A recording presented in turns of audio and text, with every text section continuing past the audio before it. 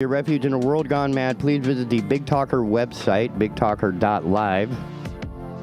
Peruse the schedule of content. You can download the app for the Android and iOS devices. You can even send an email to the main man, Mr. Chad Adams, and ask him why he's not doing a morning show.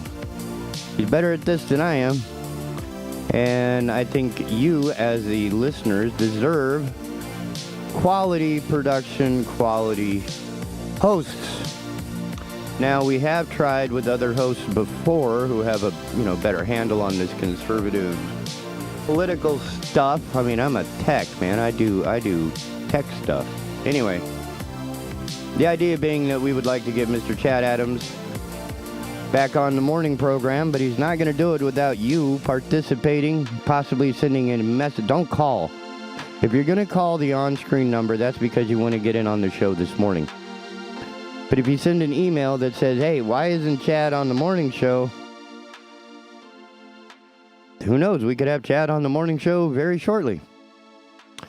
But it's not going to happen without your help. So please, dive in. Do I have anything fun this morning? Probably not, other than the guests that I have showing up in a bit. I am excited that in 1 week, I will have Dr. Olivares from the New Mexico State University, PhD mycologist. How many mycologists do you know? I'll do you one better. How many bilingual mycologists, how many bilingual people do you know with a PhD in mycology? And she's from my homeland. I mean, all kinds of, it's going to be a warm, fuzzy feeling just doing that episode. And you're probably wondering why I would want to talk to somebody in the state of New Mexico about mycology. Well, you're just going to have to tune in and find out. And for you folks in Oregon or have family in Oregon, you may want to pay attention because death is coming for you. Okay, maybe not you, but everything that's in the ground around you. Okay, I'll stop it there. Here in about 20 minutes, we'll have our friend Mr. Dan Roman to join us. Fit after 50, living fit after 50, and what's the other one? All Things Brunswick. That's right. He was on last night. Oh, that's right. Chad Adams was on last night. Of course, I was setting all this up for you. So if you haven't had a chance to understand the difference between the awareness and the capabilities of the two potential morning show host options, you can hop on the Big Talker app and look at last night's All Things Brunswick, an entire hour of chat. Well, okay, about 40 minutes. It took him a second to get there. But after that, it was about 40 solid minutes of solid political understanding of the North Carolina landscape, which I think is what our listeners would prefer rather than, the types of stories that I come up with. For example, the pitcher plant crisis in Cambodia. That was a pretty good,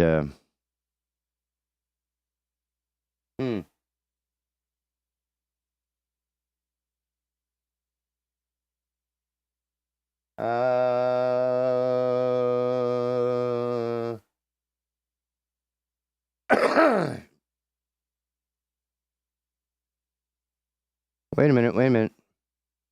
Being a tech, I'm perusing what the web has to offer to me this morning. And this one, once upon a time, there was a term used after a Super Bowl game. I think the term was wardrobe malfunction. I think it was Janet Jackson, wasn't it? Old laptop drives will allegedly crash when exposed to Janet Jackson music, written by Andrew Cunningham about a week ago. Problem has been assigned an official CVE ID, despite lack of specifics. It sounds like something out of an urban legend. Some Windows XP era laptops using 5400 RPM hard drives can allegedly be forced to crash when exposed to Janet Jackson's 1989 hit Rhythm Nation. But Microsoft software engineer Raymond Chen stands by the story in a blog post published earlier this week.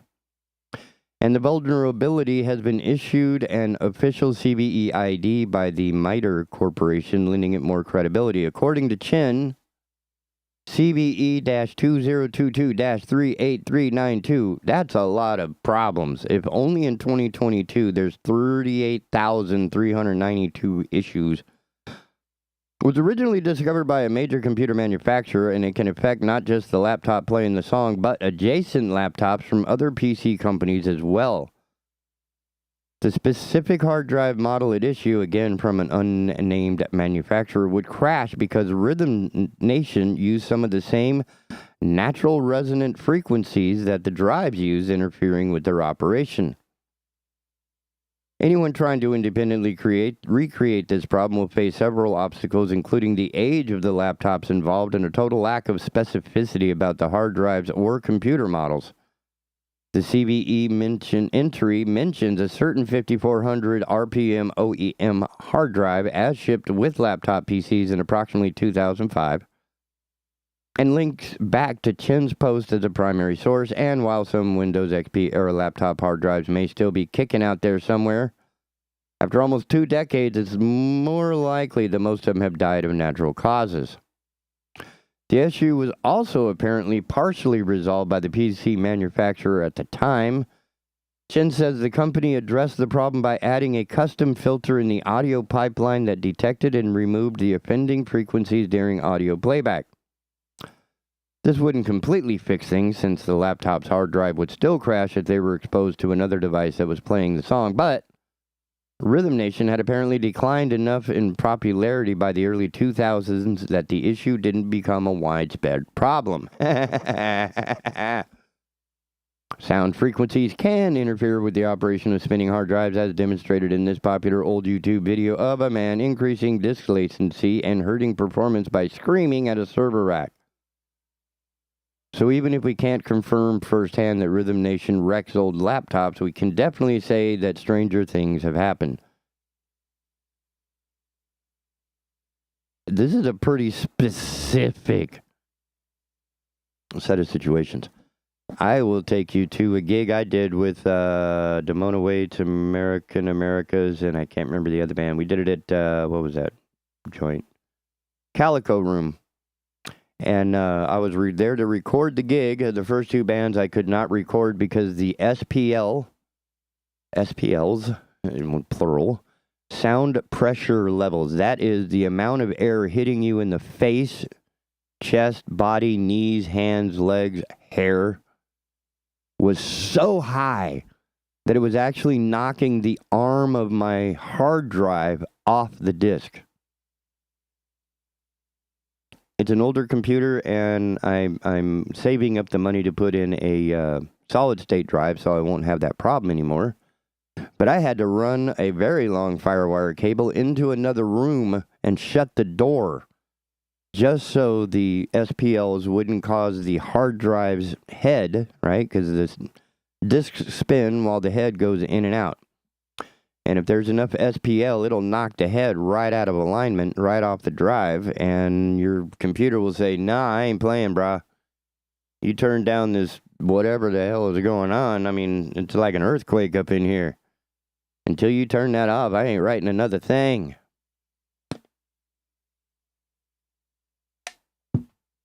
Yep. So yeah, I don't think it's just Janet Jackson. I think it's anything with a heavy downbeat and a pretty good amount of SPLs. But, hey, you can blame it on anything you want. Not my problem. Not my circus. Not my monkeys. I got my own monkeys. Let's see. Hey, you remember the lady who was accused of stealing Nancy Pelosi's laptop? Well, she has been approved for an outing to a Renaissance fair. Now, I'm not sure what's more retarded, stealing the thing, right? You know, I'm entitled to Nancy Pelosi's laptop. But how is it a Renaissance fair raises to the... I mean, I could understand, like, if your mom's, you know, you have a family member that you're having to bury or visit in the hospital on the last days or something, you know, that That I could understand, but being approved to be released from prison to make a outing to a Renaissance fair,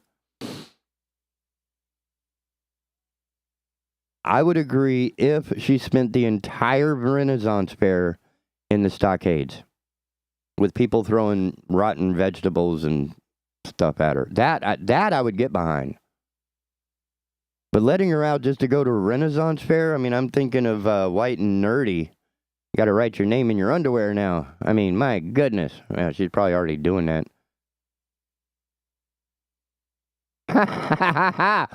Okay, the first penis joke of the morning, and I got to roll with it. This is awesome.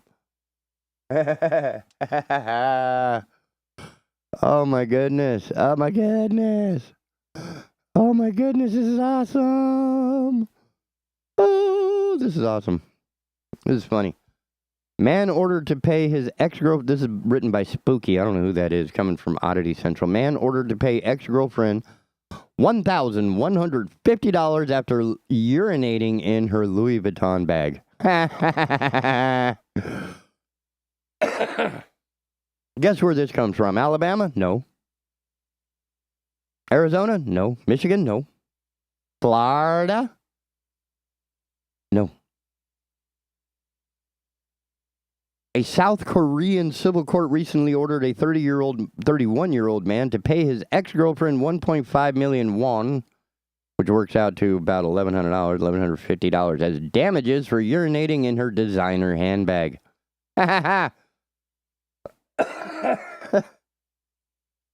This is hilarious. The bizarre story dates back to last October when the defendant in this case, a 31-year-old man from Seoul, South Korea, whose identity has not been revealed for privacy purposes, allegedly got into an argument with his girlfriend at the time. The two were at the girlfriend's house in Gangnam style, I guess. Gangnam-gu. And somehow started fighting about the amount of money the woman was spending and the debts she was racking up. At one point, the man allegedly went into the bathroom, brought out one of his girlfriend's Louis Vuitton handbags, unbuttoned his pants, and started urinating in it right there in front of her. She didn't like that very much, so she filed a complaint against him with the police. According to South Korean media news outlet, the man originally denied the allegation against him, telling authorities he had only pretended to urinate for shock value.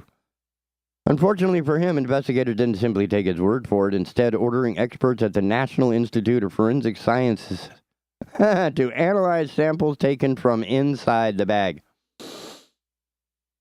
You'd think we waste some taxpayer money. The results were the results were clear, despite the man's attempts to cover his tracks by pouring liquid deodorant into the handbag after relieving himself in it. The sample analysis came back positive for urine, which also matched his DNA. With so much evidence against him, the man didn't have any choice but to confess to his shameful act. Oh, tell me there's more. Following the man's admission, his ex-girlfriend took him to court asking for damages. Damages. Okay. After reviewing the facts, Judge Park Hae-rim of the Seoul Central District Court ordered the man to pay 1.5 million won. Won? I mean, it's spelled W-O-N. I don't know. I've never been there, so. $1,150 as compensation for the ruined LV bag. The judge said that he has opted for a more lenient punishment because this was the accused's first offense. We're still confused, as I am, as to how urinating in your partner's designer handbag solves anything in an argument about overspending. I think it does. I mean, think about it. Okay. Men-women differences here. Okay, first of all, men did a bad thing by preventing women from having pockets forever, so they had to carry purses. Then we realized we could make a butt ton of money if we design designer purses. So you're not allowed to have packed pockets, and if you don't want to look like a ghetto chick, you're going to get a handbag that's cooler than anybody else's handbag, even if it's Louis Vuitton. But guys, if we were in an outfit that doesn't have pockets and we had stuff we needed to carry, we would probably grab the nearest grocery bag and toss all of our items in there. Yeah, it's a designer bag. It's got the DG logo right on the front, see? Just like Louis Vuitton, I got a 2-letter initial designer bag. I'm fancy.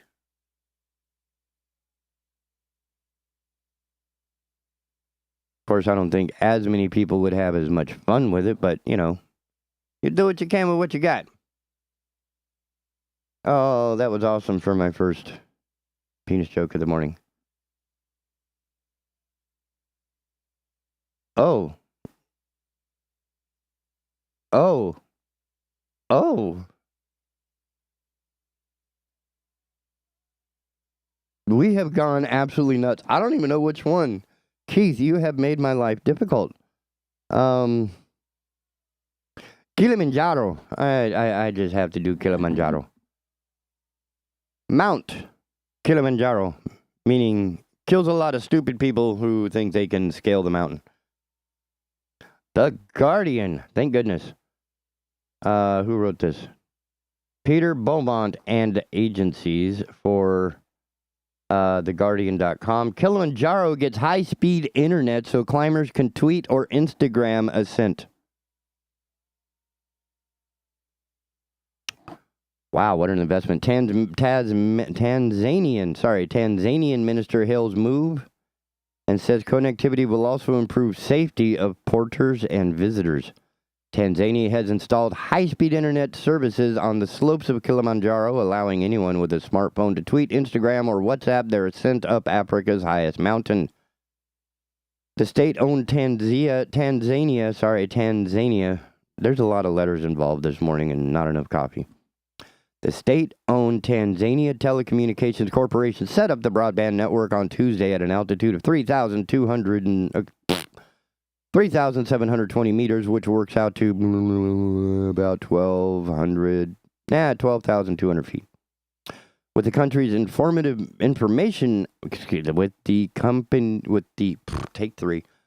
the country's information minister,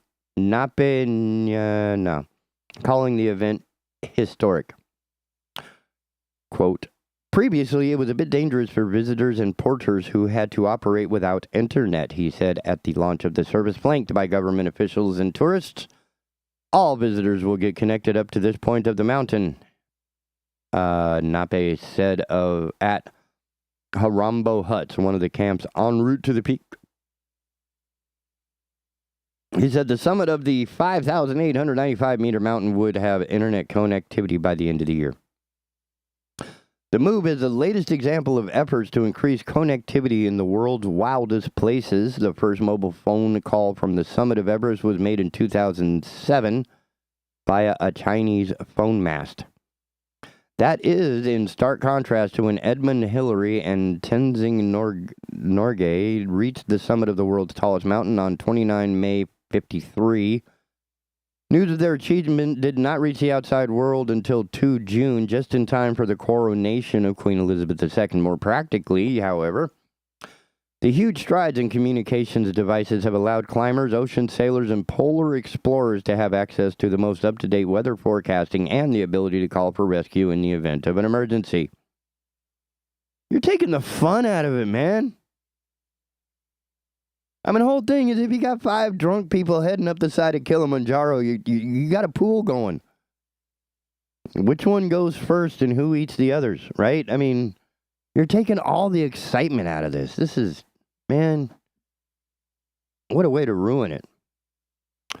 As mobile phone networks have expanded to ever more remote places, small pocket-sized satellite communications devices such as Garmin's old InReach Mini, which allows tracking, positioning, and the ability to send and receive text messages, have meant that even in polar regions, travelers are never truly out of touch. The downside, however, as some UK mountain rescue teams have pointed out, is that the over-reliance on fallible technology, including navigation software installed on mobile phones, has led to some climbers and walkers getting into trouble. The British Mountaineering Council has said repeatedly that mobile phones should never be solely relied on for navigation.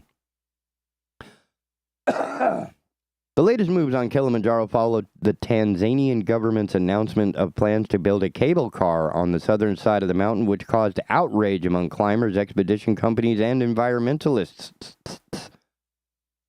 Kilimanjaro is an important source of tourism revenue in Tanzania and neighboring Kenya, with about 35,000 people attempting to reach the peak each year. Immortalized in Ernest Hemingway's short story, The Snows of Kilimanjaro, the mountain is a part of a national park as well as being a UNESCO World Heritage Site. Blah. More coffee will help. Okay, so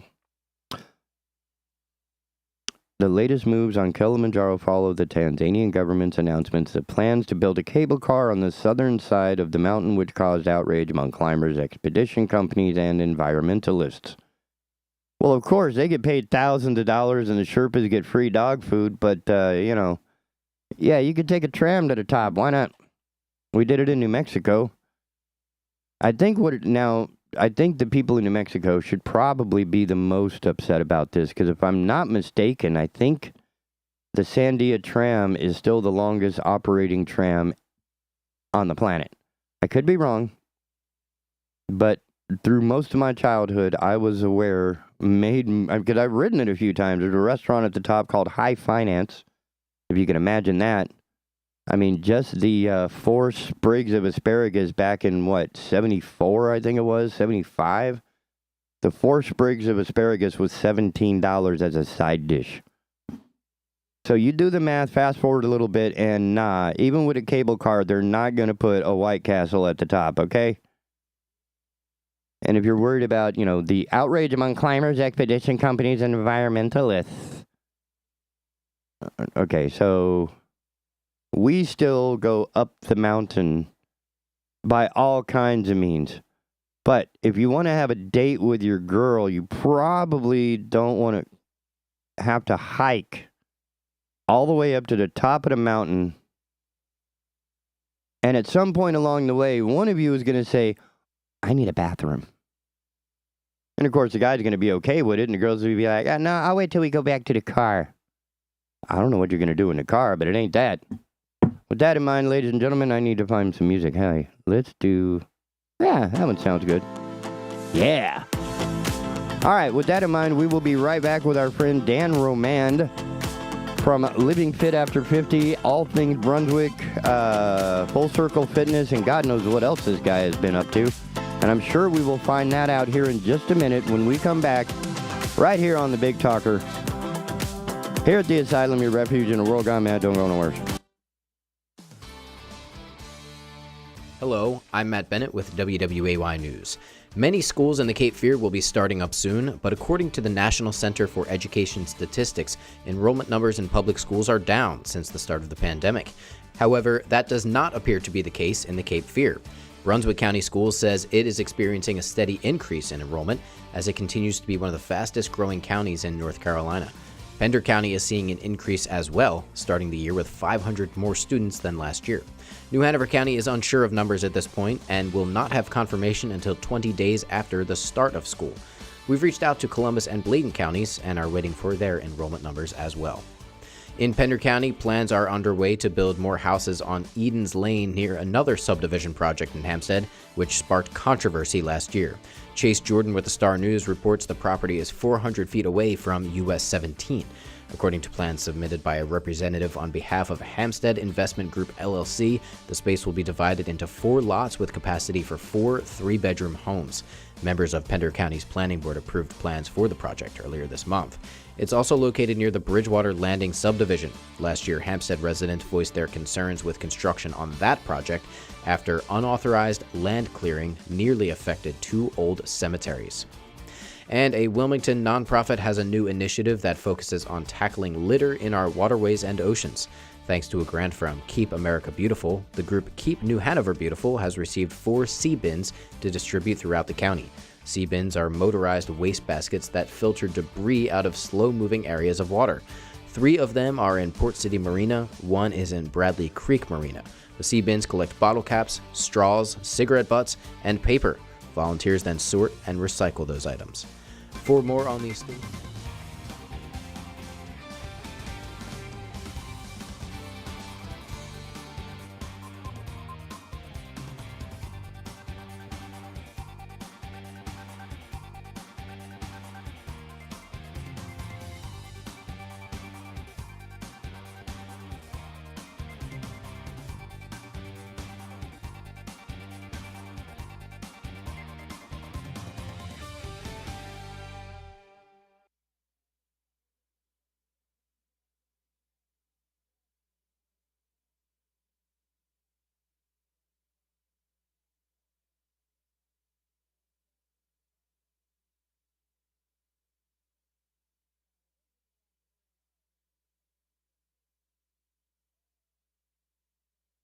Happy Wednesday, everybody. I'm WWAY meteorologist Ramel Carpenter with the Storm Track 3 forecast. A bit more quiet across the Cape Fear on this Wednesday as our high temperatures will get into the middle and upper 80s inland of the coast, low to middle 80s for the coastal areas, and we do have nice beach weather in store for us, although we are going to be under mostly cloudy skies for most of the day today, along with a chance for a few isolated downpours to fire up, mainly in the afternoon hours. As for tonight, though, things will be fairly quiet. Mostly cloudy skies stick around as our temperatures remain mild, dropping back down into the low to middle 70s. Get your full forecast on WWAY and WWAYTV3.com.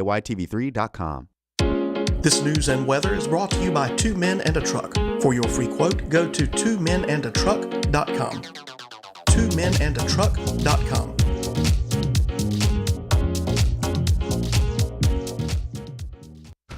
This week on All Things Brunswick, we're welcoming special guest Danny Ricciani to discuss being a gay conservative in today's environment and many other topics. All Things Brunswick, 6 p.m. Tuesdays, right here on the Big Talker Network. Listen, my life changed because someone was there to get me to use drugs. No one can understand. Whether or not they've struggled with addiction themselves, people seem to think that having someone who will listen is gonna help make it better. I'm realizing that I need help. I'm listening. I need help. I'm realizing that I think that having someone who will listen is going to help make it better. Whether or not they've struggled with addiction themselves, people seem to understand. No one can get me to use drugs. My life changed because someone was there to listen. 1 in 7 Americans will struggle with addiction during their lifetime. Want to know how you can help? Go to heretolisten.com for tips and tools to help turn addiction around. A public service announcement brought to you by the Ad Council. Whatever one makes you happy. Easy, child. This is a family show. All right, ladies and gentlemen, as promised, of course, I have to go through the quick little spiel. Welcome back to the Asylum, your refuge in a world gone mad, right here on the Big Talker Network. Please visit the Big Talker website at bigtalker.live. Download the app for the Android and iOS devices. Pair the smart device with your automobile's entertainment center system so you can take the Big Talker anywhere and everywhere you want to go.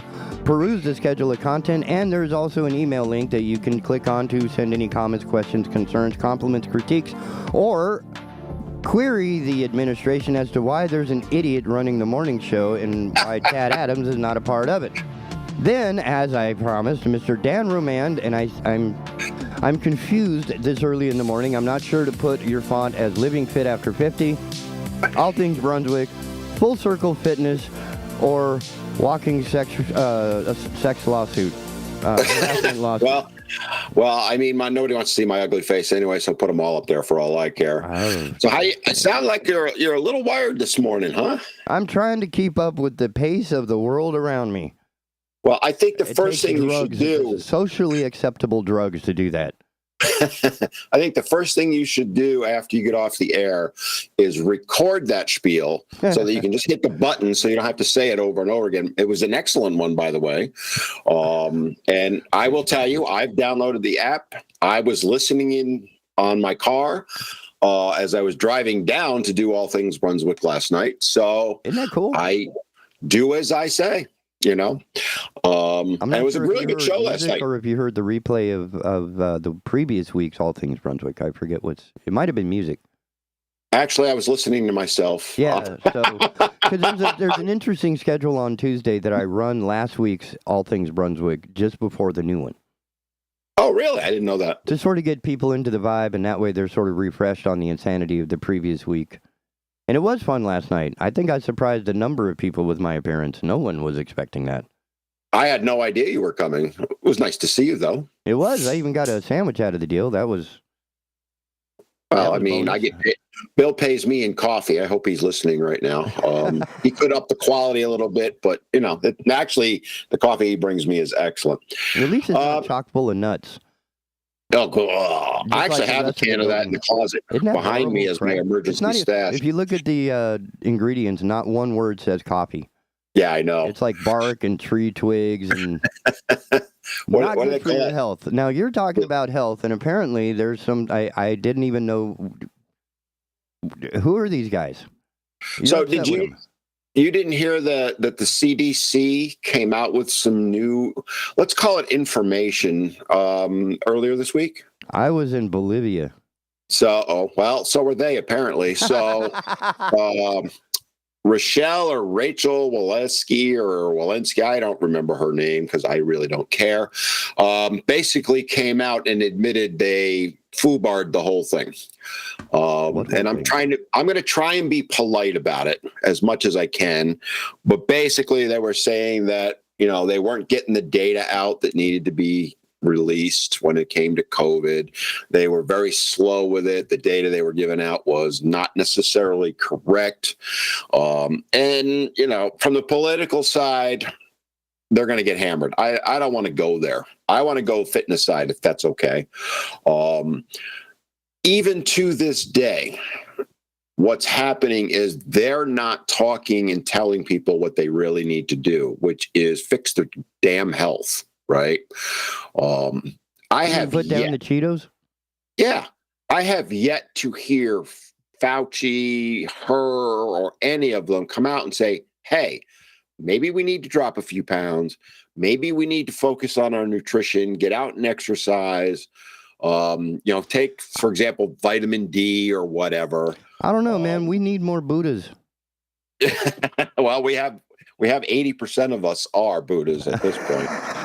You're the exception that proves the rule, I guess. The 20%. I'm in the 80%. Well, it helps to live, right on the poverty line because your diet is severely limited by your resources. I'll say that. Yeah, us radio hosts aren't rich, right? Unless we're Hannity, Limbaugh. We're paid in sandwiches, dude. Can I just point that out? That was all the food I had yesterday was a foot-long Subway. It was awesome, and I am extremely grateful for it. But that's what allows me to maintain my live figure. And I don't snort up the CDC stuff. And I'm still which aspect are they trying to? That they were saying they foobarred? Pretty much the whole thing. Pretty much everything, right? And what's interesting about it, when you look at it from the health perspective, so I'll use myself as an example. I am not a doctor, right? I'm not a virologist, immunologist, whatever you want to title you want to go looking for as your expert. I'm none of those. Right. But I do research. I do a ton of research. And what we were finding is that the people that were speaking up and saying, hey, wait a minute, what they're saying, we need to look at it a little bit deeper, right? They weren't even in many cases disagreeing with the CDC, but they were saying, well, you're telling us to wear masks and that's all well and good, but are they actually effective? People got banned for saying that. Doctors did, right? Oh, we got a strike on our YouTube channel.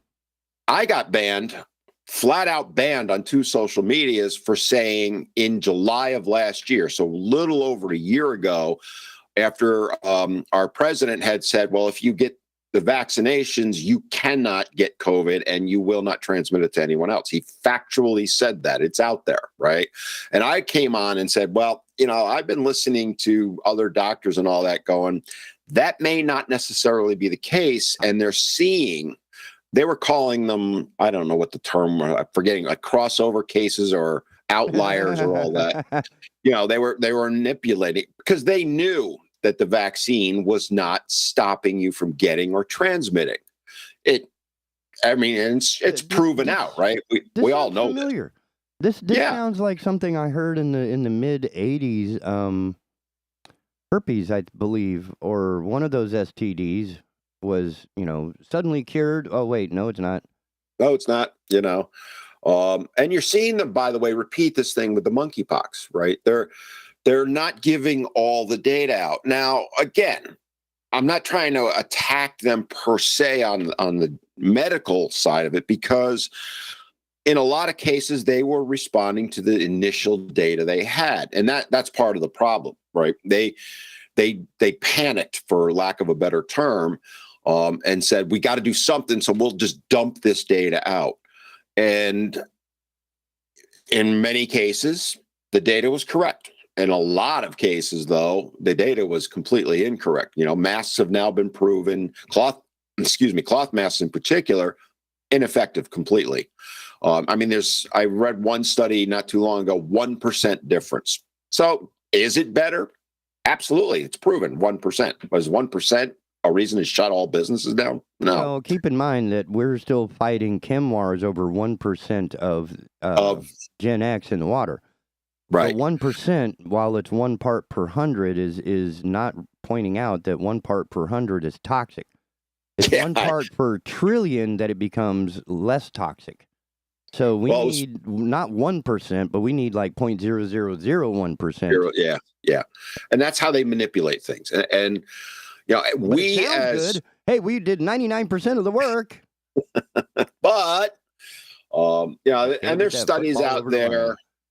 So I was watching something where they were saying these were mostly, the data was coming from what's known as observational studies. In other words, they look at you and they look at me and they see you weigh 150 pounds, give or take, on a good day. And after dinner, I weigh a lot more. So they make, just based on that data, they start making assumptions as opposed to doing actual clinical trials. Now, to be fair to them, you know, through the beginning of the pandemic, there were no clinical trials. It was too soon. It takes months and years to do those. You got to have a trial clinic. I mean, exactly. But the point that I want to make to everyone is no one at any level that I've seen, I mean, bits and pieces here and there, no one said, hey, start looking at your own health, right? Oh my God, you mean I might be responsible for my own demise? Yeah. Take responsibility for your health. No. And what's really got me fired up about this, TK, is that I had a physical last week. Okay. My doctor's great. And I get along with her really well. Now she will, you know, be her normal self and say, well, you know, you're getting a little older. Maybe you need to look at this and look at that. And I go, bullshit. And so, I swore, oh, well. And we have a good time with it, right? But in the end, she is correct. I am responsible for my health. Her job is to fix things if I screw up. So the best solution is to not screw up, right? Does that mean you have to weigh, you know, be 6 foot tall and weigh 130 pounds? No. But you need to be making sure you eat right. If it, you know, what was Hulk Hogan's thing? Eat right and take your vitamins and that kind of stuff. We as a society do not take responsibility for our health. In fact, we look for every excuse not to. It's our genetics. It's the video menopause. Games. It's the manufactured food. It's all this stuff. It's the Democrats. Those progressive liberals made me fat. No, that's also the Republicans. I've heard that one too. Oh, really? Oh, yeah. Oh, they got blamed for it too.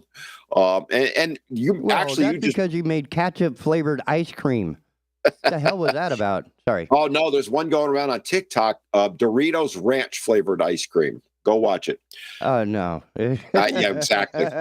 Yeah. I Cool Ranch ice cream, and I just went, oh, no. Yeah, they make a mayonnaise ice cream, and of the 3 flavors, mayonnaise, mustard, and ketchup, apparently mayonnaise is the least favorite. I'm like, what the hell are you eating in the rest of your day? Why would you, right? Are you eating like squirrels and ants and scorpions and stuff that ketchup flavored ice cream is a bonus?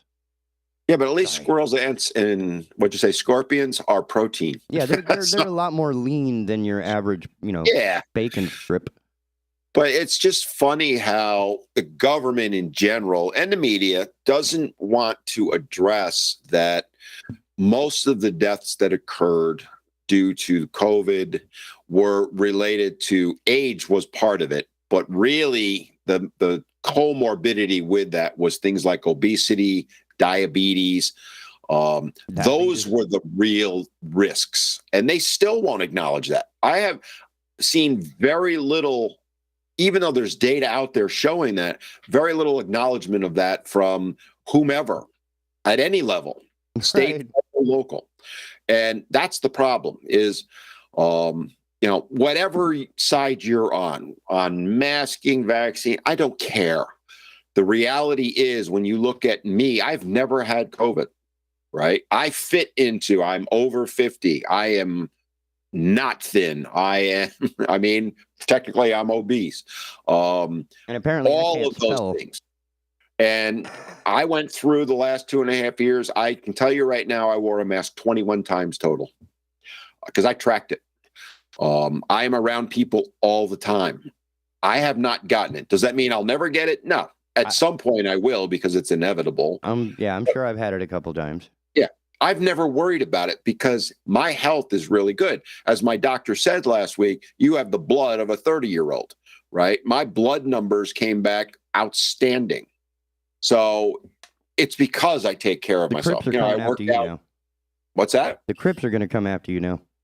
I'm sure. But it's because I work out regularly. Again, I'm not doing 6-7 days a week. Most weeks it's 3. Sometimes I'll squeeze in a 4th workout. I get out and do You don't measure your alcohol by the gallon over a week's period? No, I don't drink at all because I drank more from 13 to 23 years old than most people can drink in their lifetime. So that thrill is gone. When you're drinking a case of beer per day and then going and being a bouncer at a bar and getting free drinks all night.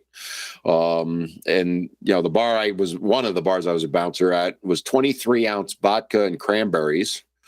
And I would have God knows how many of those. I was drunk off my ass for basically 7-8 years. Wow.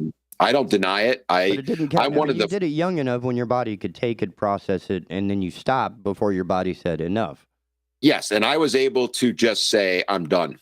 I call myself a freak that way. I was a full-blown alcoholic, I feel. Yet I can have a drink now and not relapse. I have no interest in alcohol. Why that is, I don't know. I didn't need AA, which is fantastic, or any of those things. I just said, nope, I'm done.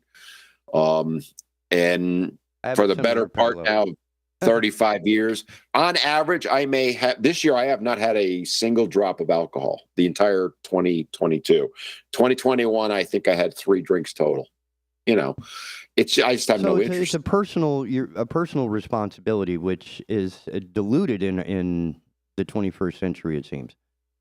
Well, that's the thing, right? Now, if and I was talking with the doctor about this, is the doctors are now, and I think you and I've talked about it before, they won't tell people they're overweight anymore. Like she said it to me, but she was kind of being very evasive around it.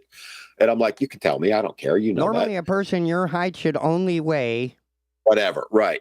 But they won't do that anymore because they're so afraid that they're going to get called out on social media. Well, it could be that they don't have tenure. I discovered this from Dr. Cahoon. Once you have tenure, you can say whatever you want because the entire idea behind tenure is that you can speak truth knowing that you have protections. Mm-hmm. Right? Now, this is a story that I was just like, anyway. From Fortune magazine, the CDC has guided the U.S. COVID epidemic to a soft landing. Stand by. A manufactured conclusion that flies in the face of science, according to some experts. So I'm guessing. Wow, is that fun? Isn't that fun? But that's the thing I learned in physics class. When you take your measurements, et cetera, you have to keep all of your information within the confines of what it is you're studying. Because you can take that information and mislead people because the information in the data is still accurate, but you can plug those numbers into an assumption that has nothing to do with your actual study and end up with a whole different conclusion that can generate a lot of money in the stores. If you say, oh my goodness, the sky is falling, if you buy this aluminum colander and put it on your head for a special price of $49.95 available at Big Talker Network, you are protected from any sort of conspiratorial thoughts exposing into your brain. We need to sell some merch, right? Yeah, man. We're going to have logo stamped colanders. The big thing over the last few years that I think has been lost is I'll call it the definition of science, right? Science, to me, and this is my opinion, but I think it's shared by a lot of people, the real basis of science is that you question everything always. Doesn't matter what the data shows. You still question it. Even things like gravity, right? Okay, it's not just questioning it. And this I got from Dr. Cahoon as well, which is why I love having a PhD on the show. When you're not questioning science, you're testing it. So when you release your finding, right? 500,000 people across the planet, whether they're in their own little basement doing their home chemistry kit, or they're at the mega lab at some super university somewhere, They're all going to attack it, like this fusion thing. Everybody's attacking fusion because they want to, verify. So if you can recreate in Slovenia what you discovered in Oklahoma and then recreate it again in Canada, South America, Ecuador, then it's like, okay, this is legit. But if it's all soft stuff, like, well, we asked a few people how they feel about having... No. That's soft data. That's not... You can't recreate that. Right. Especially if I have a language barrier and I go to South America and say, hey, how do you feel about COVID? That's not going to be the hard data of science. It's opinion. Exactly. And that's where I find the skewing of it in the writing is difficult to parse. Skewing and politicizing of it. It's... And I'll relate back to fitness. There are certain unrefutable things, right? The laws of physics, for example. This can still be questioned. I'm not saying don't, but that's pretty much, gravity exists, right? The law of thermodynamics exists, but yet people will say the law of thermodynamics does not apply when it comes to your weight, when in fact it does, right? I always talk about this. Your weight is determined by one thing and one thing only: calories in versus calories out. If you eat more energy than you burn, you're going to gain weight. If you eat less energy than you burn, you're going to lose weight. It is hard and fast, right? But yet you'll have people going, nope, that doesn't apply. It's what you eat. You have to cut out all carbs, or you have to do, it's all BS. And they have science behind it. And I sit there and I read these things and I'm going, you're telling me that the law of thermodynamics does not apply. And, they get all upset about it. But there's another example of how they twist it, right? I always talk about the red wine study that came out, coming up on 10 years now, where they said, well, if you drink 2 glasses of red wine, it's just like going to the gym. No. If what you actually, gym? Yeah, really. You mean but if Jim's you house? if you actually read the study, they never served the rats any red wine. They served them resveratrol, which is what the component is in red wine that's good for you, right? But if we put that in a pill and sell it for $70? Yeah, and it gets better, though. They didn't just give them the equivalent of 2 glasses of wine. Oh, no, they gave them the equivalent of 1,000 bottles a day. Yet that study got released. It went worldwide as, well, see, you don't need to go to the gym. Just drink 2 glasses of red wine a day, and you're good. And now that study's been completely debunked, torn apart, have you ever heard of anyone saying, no, that's not true, other than me? Nope, you never hear a word about it. Yet to this day, I have people quote that study to me. And they get mad at me when I go, that study's complete bullshit. I had a problem when he said it was red wine only. Even when your guest it is said red it was wine only, I'm like, look, man, I am a sweet white drinker if I'm going to drink wine. So nope. You're not going to get any benefit out of it. I'm not doing the blood of Christ thing. That's just a little too gross and creepy for me.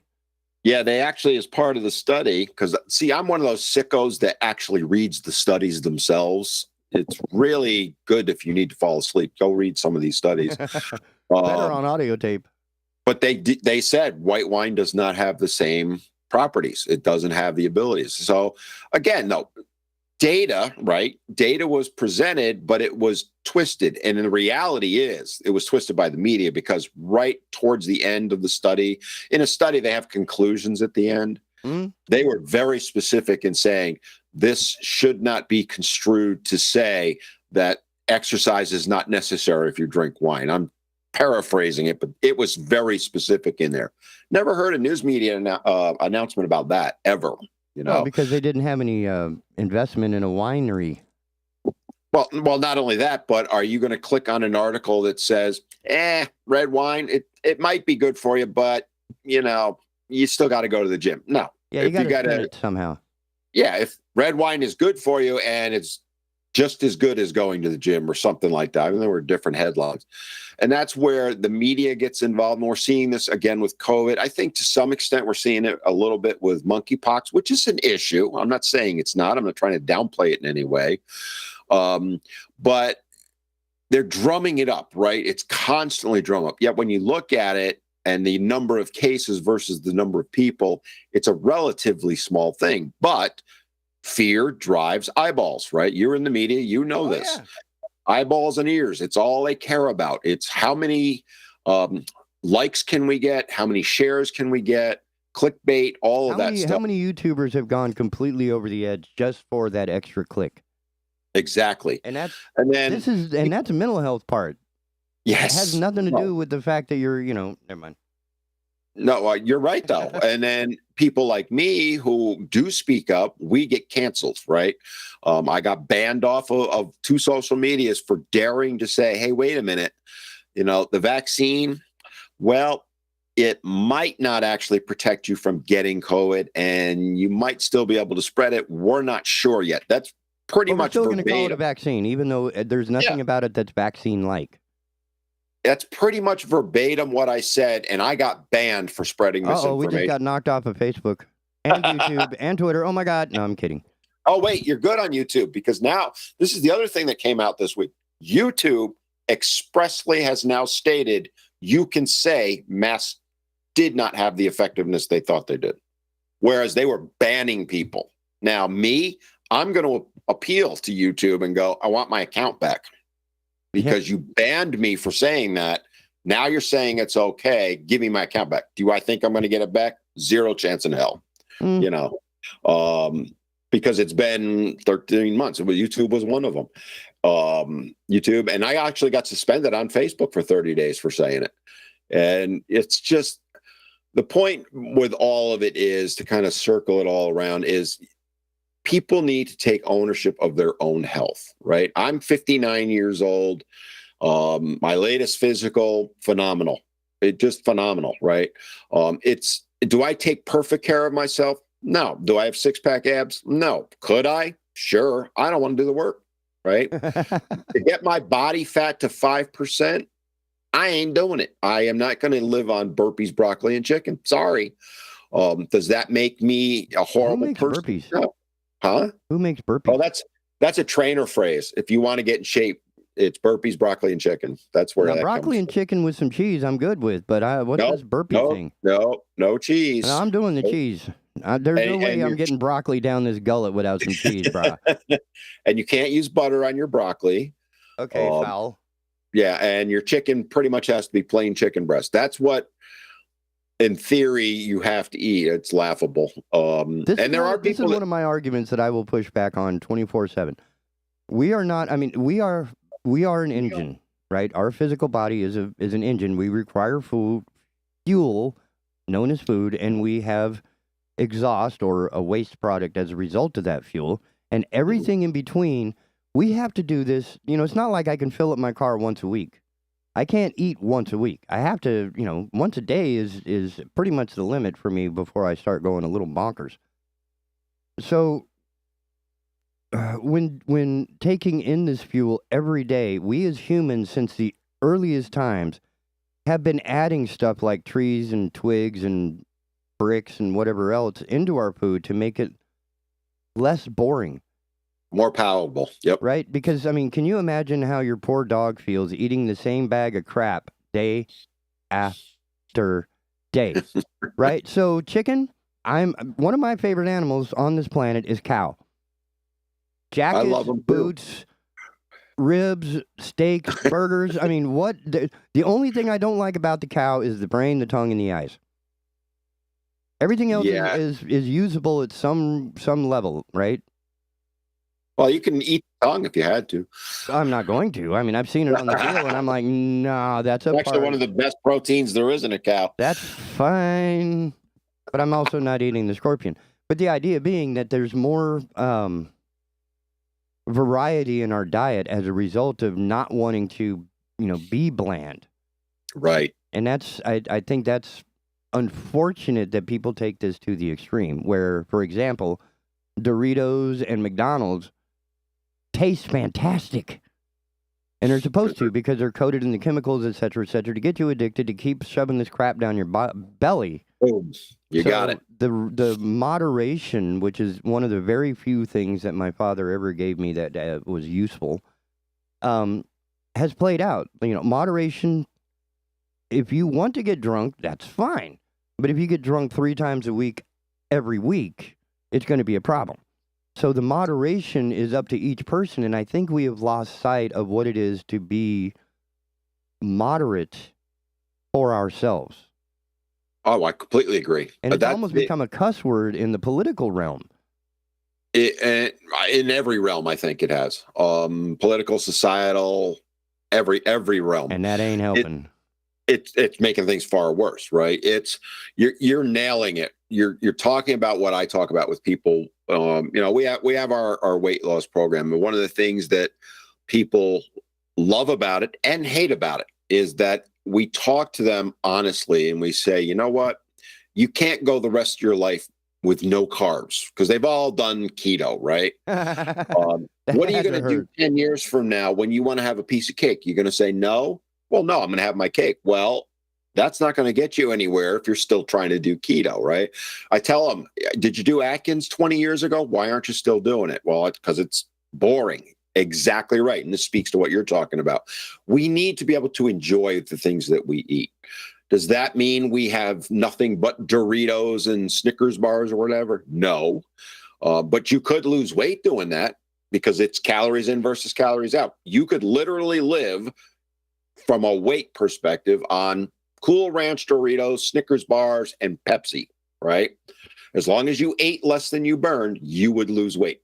Nutritionally, you'd be dead in a few weeks, right? Because nutritionally, there's no nutrition in those things. And that's where we talk with people about that is, look, you have to fix things, but we don't want to be perfect. We don't need to be perfect. I eat fairly clean about 80 to 85% of the time. Some weeks you might say it's 90, 95. I don't stress it one way or the other, right? But does that mean I don't have whatever, pick your poison? Absolutely, I do, right? Does it mean I have to spend 7 days in the gym working out for 3 hours? No, I don't want to do that. Could I do it? Back in my 20s, I did. I loved it. It was my therapy. But I did that more for mentally than physically.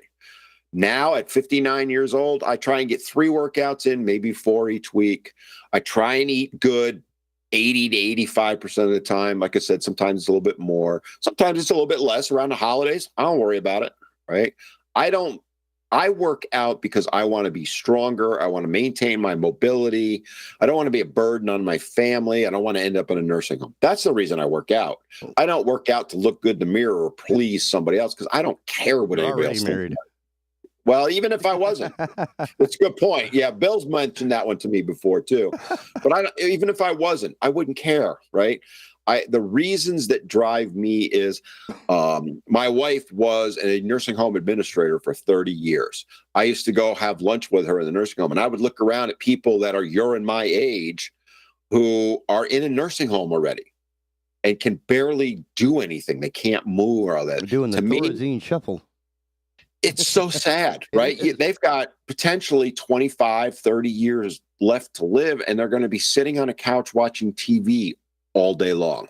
Oh, and those places smell. Now, I will point out, I have to at this point, that there are many ways to get exercise. And between last night and this morning, running your mouth seems to be pretty effective. I don't know. You do burn calories that way, I would say. And the more you shout, the more you're triggered, I guess. The more calories you burn with each scream. Well, if you saw me last week when I went ballistic at one point, you're burning extra calories because your heart rate elevates, right? Yeah, man. It's funny how that thermodynamic shows up, right? Your heart rate increases, your breathing increases, blood flow has to increase to accommodate that, which again causes you to have to burn energy to create the energy, blah, blah, blah, blah, blah. That's why I love coffee, because coffee is the very energy you burn.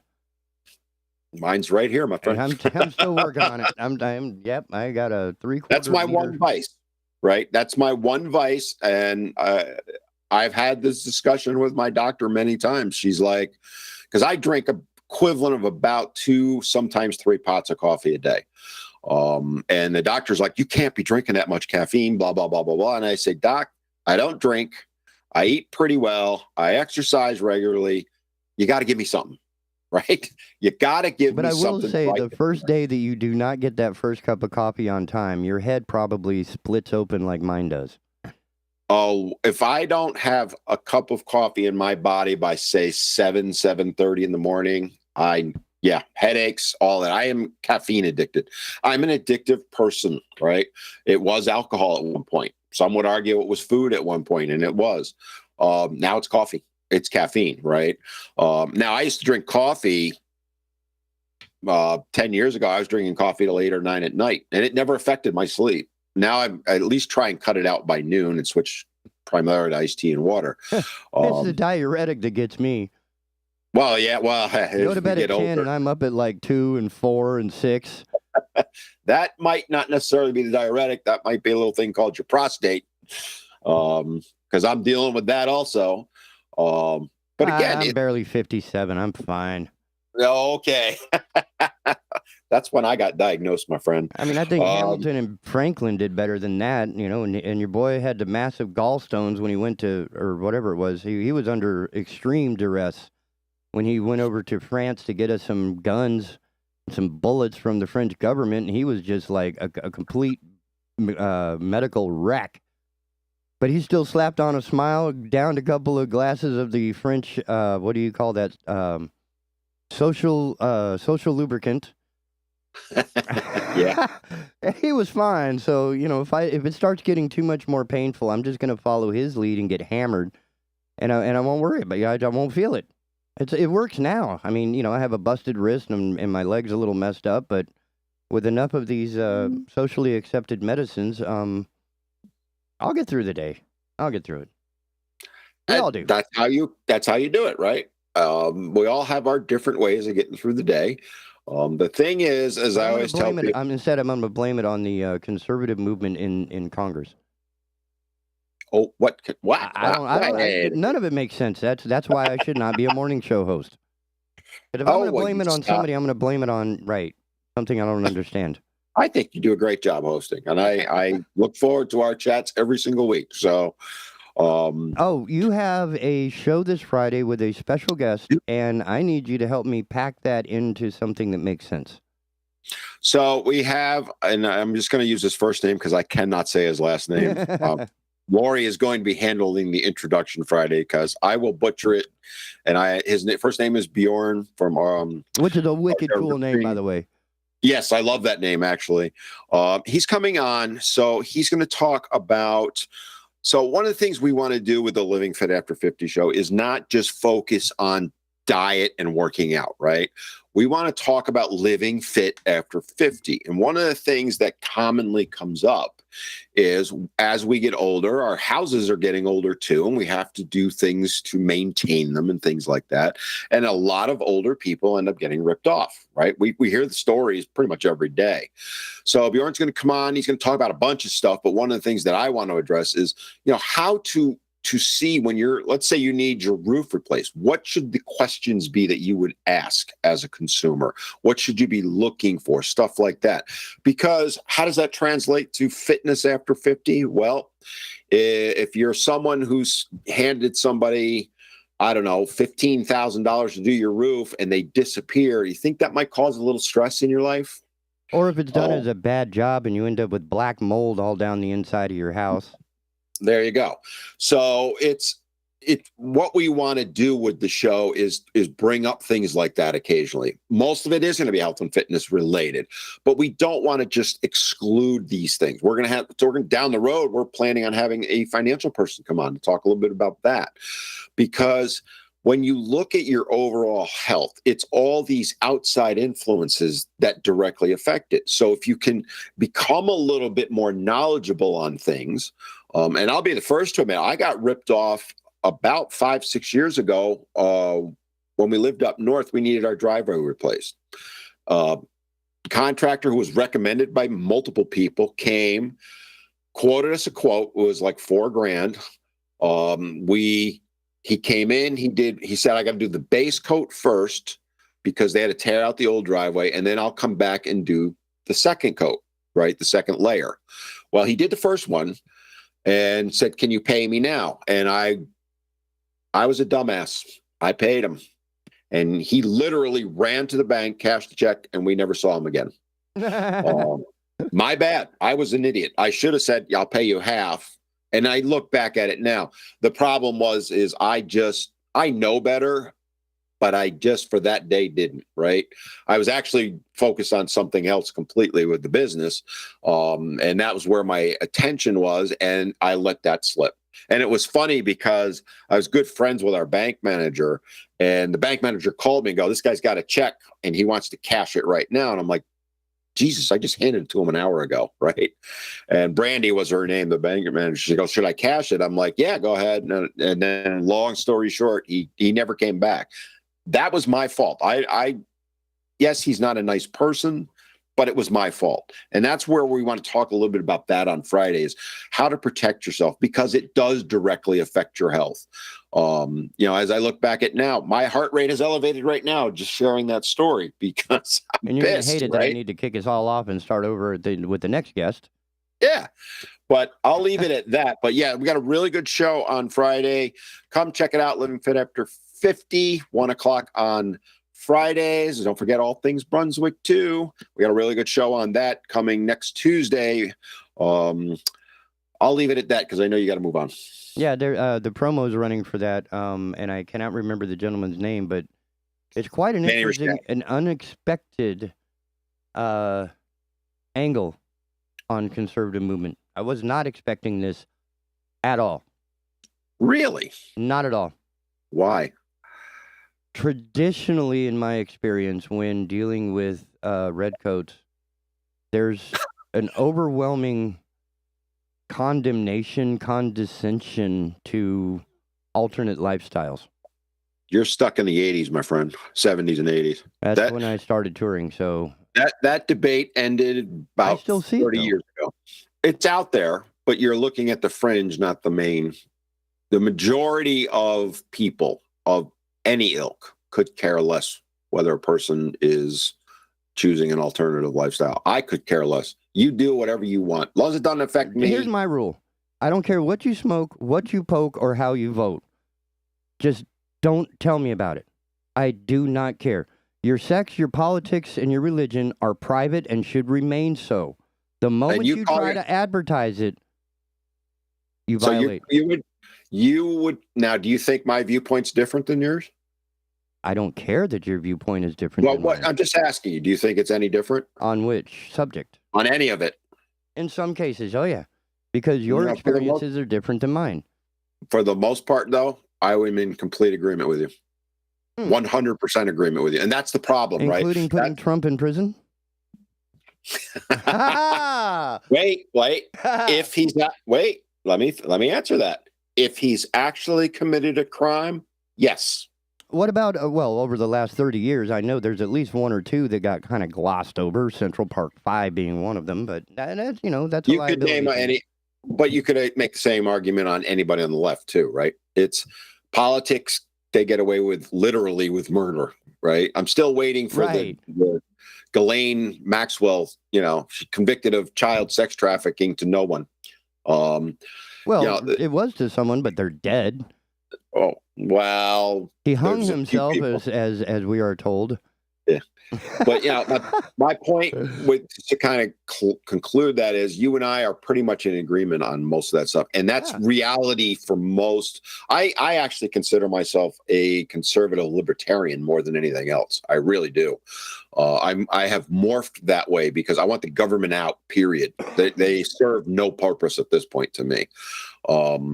I have no problem, like you threw out Trump because you wanted to bust my balls. But the reality is, though, if he's guilty of something, if he legitimately has committed a crime, I'll be the first to tell you, yeah, he needs to go to jail. I don't have a problem with that, right? I'm not so wedded to him. I frankly don't support him as the next president. I've talked about that on All Things Brunswick. I talk about it all the time. I think that you and I are more in agreement than disagreement. And I think society is exactly the same. The problem is the fringes are the ones on both sides, by the way, are the ones driving everything. And the media in particular is playing on that because, again, what we talked about before, they don't care about the truth. What the media cares about is eyeballs, ears, and clicks.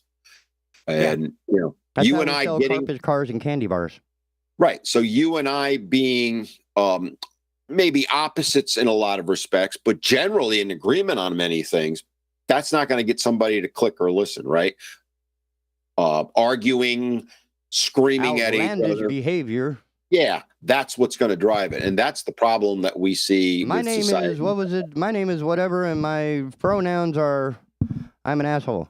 That one was like, oh, hey, look, I don't even have to pay for that one. That was free. I'm sorry. I'm in deep doo-doo here. I've got to jump because my next... yeah, you better bail on that one. This one's going to be... I would say I unfortunately have to drop you, but you'll want to tune in because Dr. Cahoon has a couple of... One of which is mind-bending. One involves him personally, which is really cool. And then the other one really affects everybody in the Cape Fear region.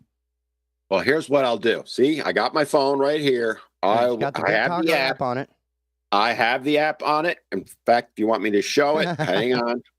There it is. Show the sexy I'll on the hold up screen. your Look at that. camera. Big Talker There Network. it is. Can't miss it. So I will be listening in as I'm doing some other work.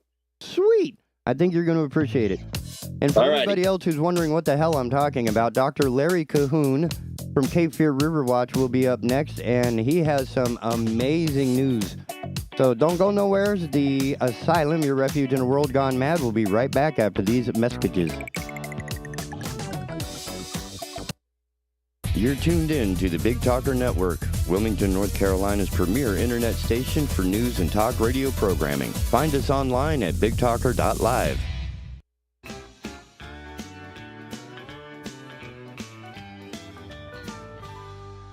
Marine Service Pro and the Tackle Box Seafood, located at 8210 River Road, Southport, is open Monday through Friday, 8 to 5, with the Tackle Box open Monday through Saturday, 7 to 6.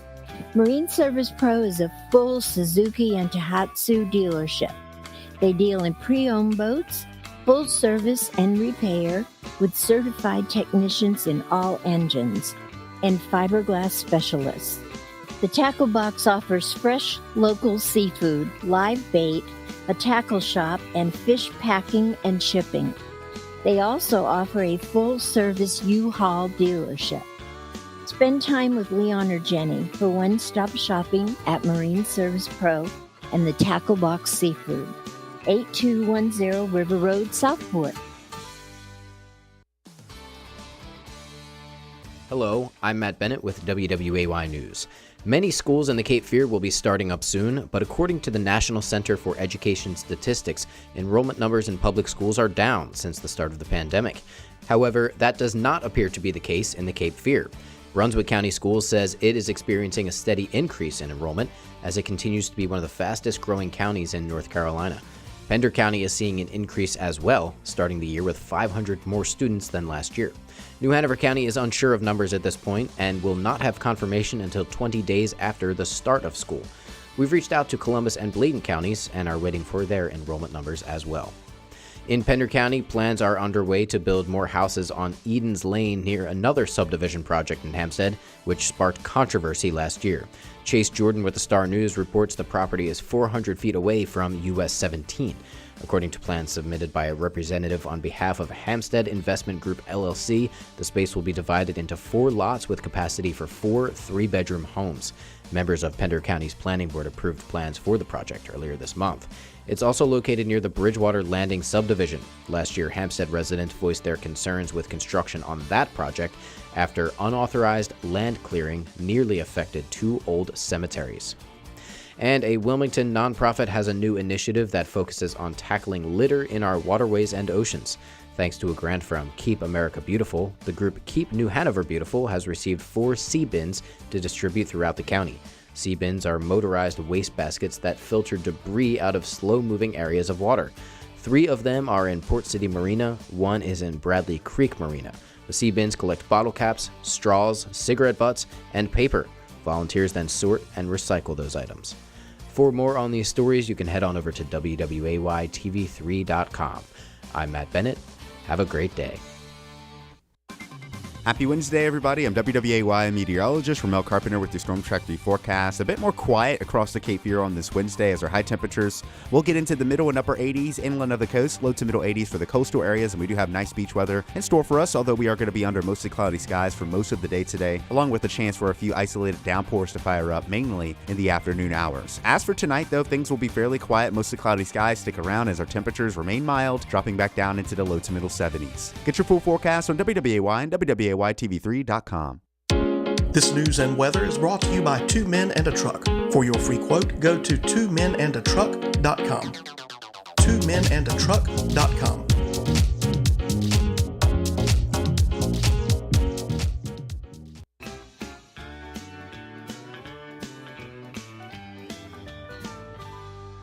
Marine Service Pro and the Tackle Box Seafood, located at 8210 River Road, Southport, is open Monday through Friday, 8 to 5, with the Tackle Box open Monday through Saturday, 7 to 6. Marine Service Pro is a full Suzuki and Tohatsu dealership. They deal in pre-owned boats, full service and repair, with certified technicians in all engines, and fiberglass specialists. The Tackle Box offers fresh, local seafood, live bait, a tackle shop, and fish packing and shipping. They also offer a full-service U-Haul dealership. Spend time with Leon or Jenny for one-stop shopping at Marine Service Pro and the Tackle Box Seafood, 8210 River Road, Southport. Enjoying Big Talker Network is as easy as asking for it. Program your digital home assistants such as Google Home, Alexa, and Siri to stream Big Talker Network content by simple voice command. Enjoy convenient hands-free access to program whenever you want, however you want by asking for Big Talker.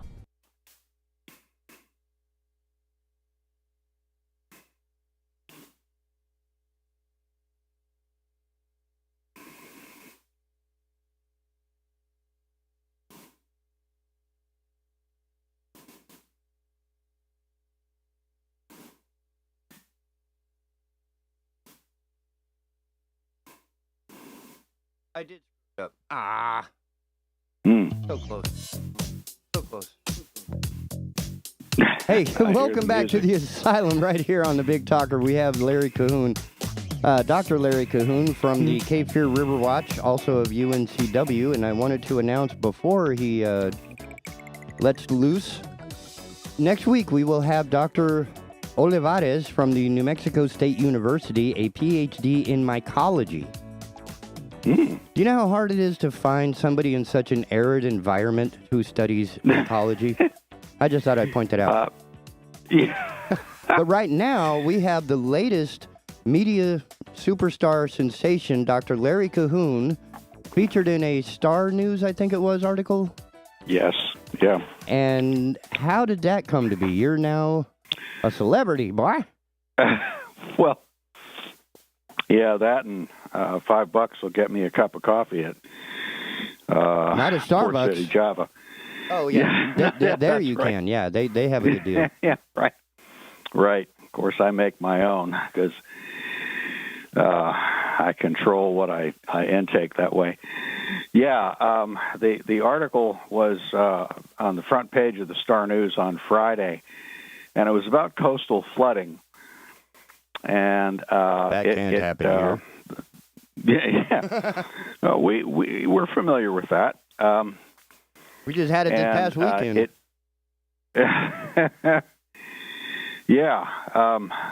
We get several kinds of flooding here. One is the stuff that comes from up above, vertically, that is, rainwater, and certainly saw a big gully washer this past weekend. And when the creek backs up in my yard, I know that we've had a lot of rain. We also get floodwater from upstream, of course, when it rains a lot up in the Cape Fear River watershed. And we hope not to see that again anytime soon. I'm channeling Hurricane Florence and Hurricane Matthew. We really, really, really don't want a repeat of what happened then. Because an awful lot of people lost their homes and businesses, and of course, roads were closed. In many cases, roads were damaged. And it was a very expensive and deadly proposition. There were people who died in each of those flooding events. And an awful lot of folks inland, in particular, lost their homes. So that's bad. We don't want to see that happen anytime soon. But coastal flooding is more about seawater coming up where we didn't expect it to. And we're learning that we need to expect it to happen more frequently.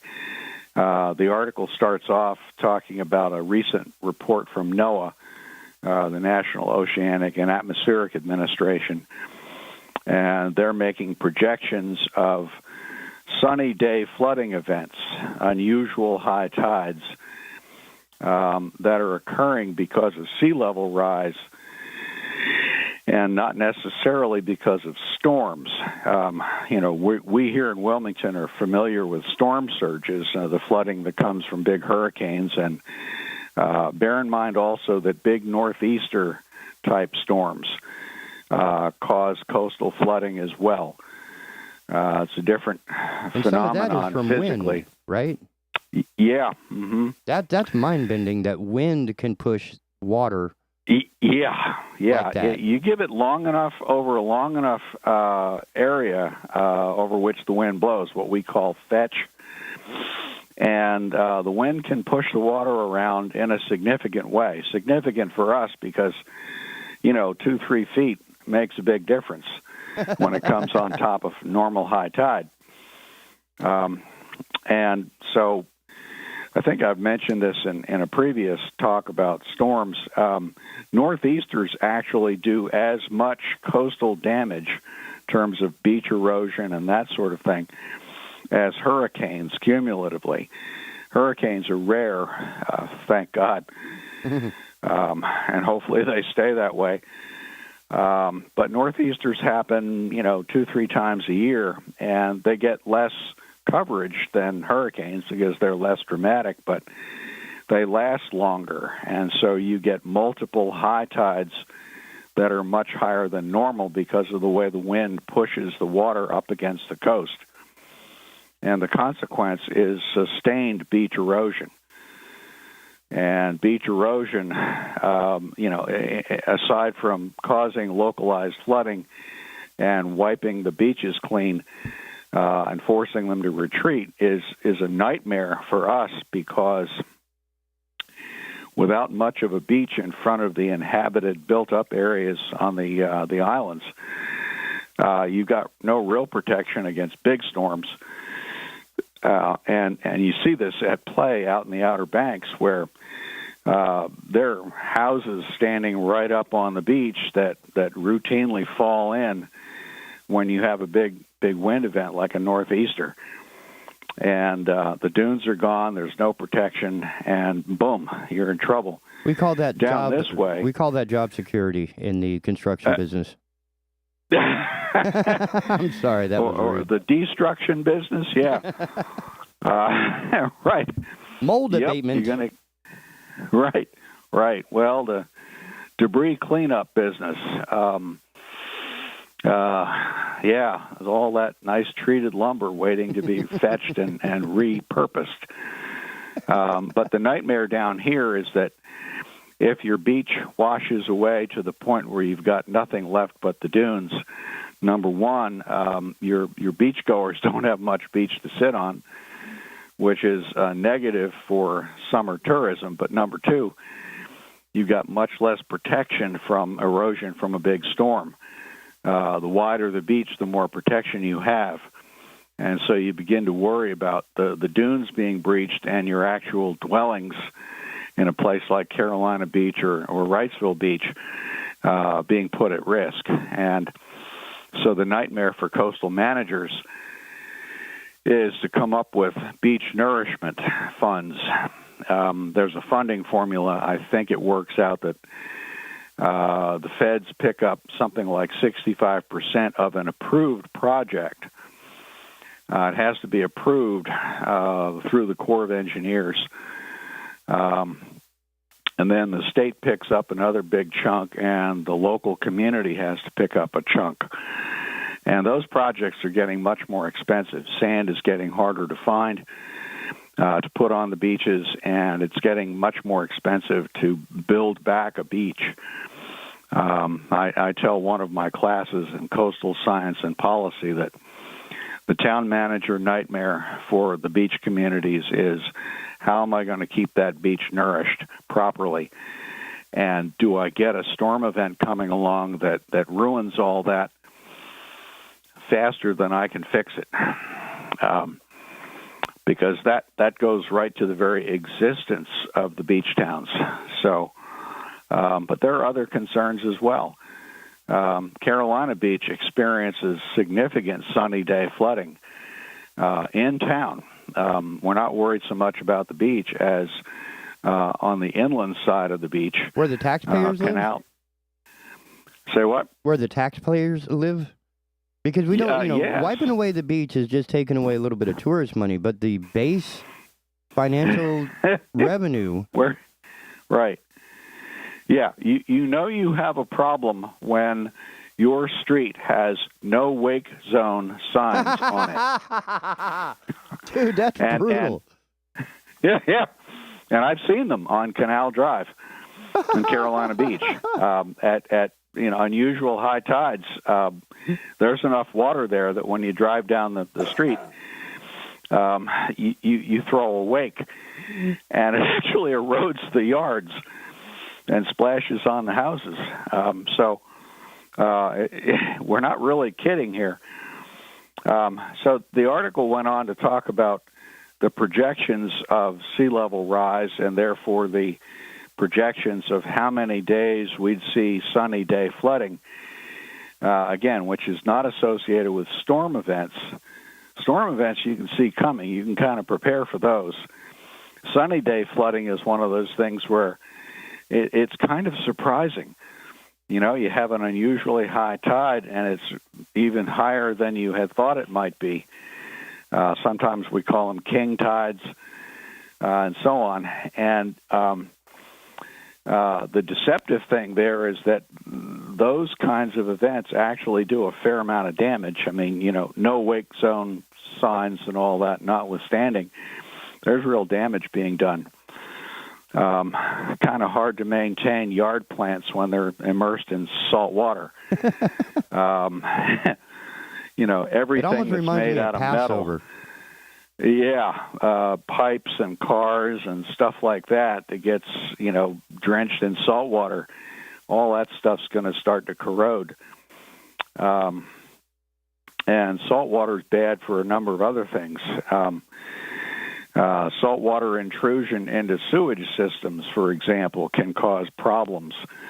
And I won't go through the knockdown, drag-out details of that unless someone really wants to know all about sulfate and sulfide and so forth. Which is why we have the university. Bad. Yeah. You can come take one of my classes, and I'll tell you all about it. Yeah, I'll let you sit in for free. Don't tell the bosses. But it's bad for sewer systems in some number of ways, and we don't typically pay attention to that because it's underground, therefore out of sight and out of mind, right? But the people who run sewage systems are well aware that they're front and center when sea levels come up. They're going to be in trouble. We don't yet know the full scope of that either. I've asked some of those questions, and I get back big shrugs and looks of puzzlement and so forth. So we have some surprises coming.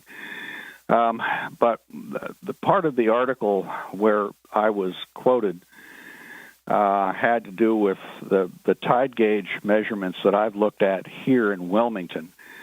There's a NOAA tide gauge for Wilmington right across the river at the foot of the Memorial Bridge.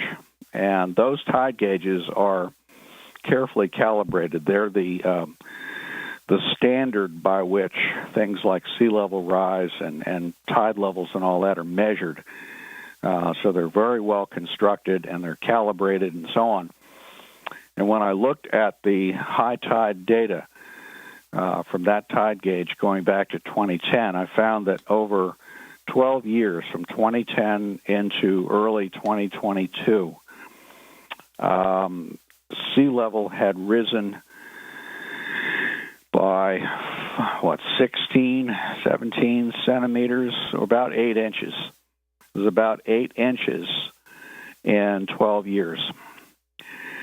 And that rate of rise, it shocked me when I saw it. I thought, wait a minute, that you're can't educated. be right. Yeah. I thought, maybe that's just a local thing, that the tide gauge is submerging somehow.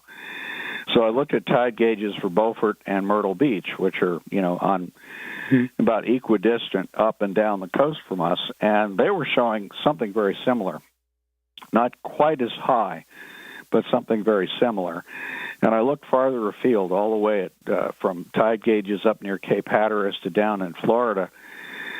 And what I was finding was a large amount of sea level rise during the same period, all along the U.S. southeast coast.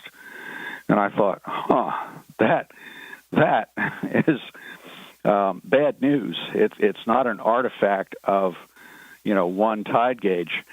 It's something regional. And I then went and looked in the literature, scientific literature, that is. And sure enough, there was a paper published in 2018 describing this unusually rapid sea level rise taking place along the southeast U.S. coast. And they attributed that to the Gulf Stream warming up. The key factor here is that warm water is less dense than cold water. So when you warm water up, it actually expands. And when the Gulf Stream warms up, it expands, and that means it rises up in elevation. And, when you go out on a boat, you think about sea level, well, it looks flat, except for waves and stuff. And you don't realize that over a distance of 80 to 100 miles, the Gulf Stream is actually a meter or two higher than the water at the coast. Okay, for the stupid people in the area, a meter is about 3 foot, 3 foot, 3 inches? Yeah, it's a little bit more than a yard. Yeah, so I do everything metric. Well, you're one of the smart people, and it's very hard to convince people to think in terms of, we're the only country left. And all my friends look at me like I'm a moron when I say how many yards meters. And miles. And if you can remember how many feet there are in a mile, you've done well. 5,280. There you go. See? Because I used to live in You're Albuquerque, which is 1 mile high, and our elevation is 5,280 feet. There's even a little sign. I drove by it every day. Right. There you go. But all the conversions in those old English units are things you have to memorize. Metric is wonderful because it's units of 10. Oh, and we have 10 fingers. We have 10 toes. It's amazing how it fits. Decimal system, right? Until Dewey got a hold of it, that just ruined it for everybody. Well, that's Well, he used decimals and so forth, but that's about library books. So anyway, so the Gulf Stream is actually higher in elevation than the water at the coast. And it also has a different current to it, yes. Yeah, it's moving. And that's part of the reason it's moving is that it's elevated. I don't want to go into geostrophic flows and all of that stuff, but bottom line is that water that rides higher is pulled by gravity downward. And so it's got this very, very gentle slope, but it's a slope toward the coast. So when the Gulf Stream rides higher than it did before, it tends to slip on down that slope toward the coast, and that raises sea level at the coast. Now, it's variable. In the winter, when the water's colder, sea level's actually a little lower. When it's warmer, it actually rides higher. Okay, and you can see that in the data sets. And the bad news here is that guess when the ocean is warmer? Right about now. Towards the end of summer when it's absorbed all the energy. Yes. And what weather event happens right around now? We are at the end of our wonderful hurricane season, and I am crossing my fingers, toes, and limbs that we have burnt out all the energy that a hurricane would need to hit us. Yeah. When the ocean is warmest and therefore highest in elevation, we have hurricane season. And so, you've got the highest sea levels that you're going to get coinciding with the worst storms that you're going to get. And right now there's two little blips out there in the Atlantic. I just checked a few minutes ago. When you look at some of the weather forecast models, not the National Hurricane Center, they've got two blips, but when you look at another website like windy.com, which extends farther out, they're messier models, and they're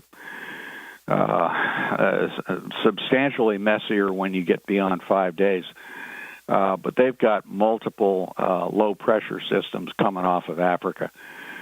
So we're beginning to get into the heart of the season, and that means we can expect some action. Now, whether that means a hurricane coming to North Carolina or missing us completely, I could not begin to tell you. I wouldn't dare make a forecast like that. But the point is that year after year after year, as the Gulf Stream gets warmer, and, we are warming the ocean. It is warmer than it was. The ocean will ride higher, and that means that water levels at high tide will be higher than we had seen before. And that's what the tide gauge data tells us. Man. So we're going to see potentially much faster effects of sea level rise regionally, that is in the southeastern U.S., than we might have expected. One of the things that I noticed about the data that I looked at was that level of sea level rise, that rate, which was about not quite an inch per year, about more like 5/8 of an inch per year, something like that. I'm trying to do that conversion in my head. That's a whole lot faster than what we had thought it would be. That level of sea level rise, that 8 inches in 12 years that we saw, was not predicted. It was not forecast. We did not see that coming. Ooh. Yeah, exactly. Ooh. Yeah. Where'd you come from, buddy? Yeah, right. That's a very unpleasant surprise. And the tide gauge is on the river. Yeah. So that's actually a secondary. I don't know, but it seems like a tide gauge under, say, the Johnny Mercer Pier would actually be in the ocean. But what we're measuring is the tidal effect on the river, so it's pushing the river up 8 inches. Yeah. Oh, the river's quite tidal. Oh yeah, and that's where I think the argument. We get pretty remarkable, tidal fluctuation right at Wilmington. But that tide gauge is telling us that the city of Wilmington is experiencing much higher high tides than we used to. Kind of like getting your ears lowered at the barber shop. The city isn't sinking, but we're going to get wet. Yeah. And, the folks who have businesses on Water Street are mindful that they're seeing more frequent sunny day flooding. The guys over at the Battleship have been screaming about this for years. Ooh. But and they've had, they've taken measures to elevate things over there, but their parking lots go underwater. Oh God, frequently during high tides. That has always blown my mind. It's like, how do you stay open if all of your people's cars are getting washed away in the middle of the day? Yeah, and the ironic thing is, of course, the ship floats. Well, it used to. They had to fix it. Apparently, it was sinking. It was taking on water. It was stuck in the mud. And the mud, because it's anoxic, doesn't have any oxygen, and it was corroding the steel. And so they built a cofferdam around the ship, and they pumped out all the water and the mud around the hull and fixed it. And so now I believe the ship is floating again. But ships are designed to float. The idea is you raise the water level enough and the thing will float. Which is kind of the plan, right? You build a ship, it's supposed to float. It's one of the first vehicles we ever figured out. Yeah, that's right. Yeah, okay. Don't worry about high tide. The ship will go up and down with it. Yeah. Instead, build a hotel. That leads to another point. There's a proposal that's quite controversial to build big condos on the west bank of the river opposite PPD. And I made a suggestion to one of the county planners that, instead of building a building that's going to get flooding problems, it's going to have flooding problems already, but it's going to have more and more of them. Why don't they buy a cruise ship and moor that there? Ships float, you don't have to worry about flooding. And you can go out into the ocean and have gambling and alcohol and then come back, Yeah, you could do that. You could have alcohol on board the boat. You have to go out 3 miles for gambling, but maybe the legislature will let them get a pass on that. But, the point is that a cruise ship or something like that, there's some of those out there. Or even a battleship. Well, yeah. They had berths. They did. It's kind of Spartan. That's you bear fine. in mind, they fit a couple of thousand sailors on those things, and it got kind of crowded. Yeah, but we're not asking these guys to stay there a month. We just need, or a year. We just need them for a couple of weeks. It didn't have air conditioning either. That was a luxury. Well, we can take out the main 3-inch or 30-inch gun or whatever it is and put an AC unit there. Yeah. I'll solve any problem you got. Come on, bring them. I don't think the battleship folks would appreciate having tourists camped out on it. Oh, but you could charge so much more. Well, true. And the gift shop could be lit. Yeah, you could live on a battleship. What? Yeah. Well, anyway, but yes, ships float, so that's good. The stuff we build on land does not float. And so, as the water levels come up, we're going to have to do some serious thinking about how we handle that. One of the comments I made in that article was, we're not really going to be able to engineer our way out of this, because when the sea levels come up, it's one thing to nourish a beach. It's going to be wet no matter what. But if you're trying to keep seawater out of the streets of Carolina Beach, that's not going to happen. You can't build a seawall that'll protect that situation, because the water will come right up through the ground. Yep. Right?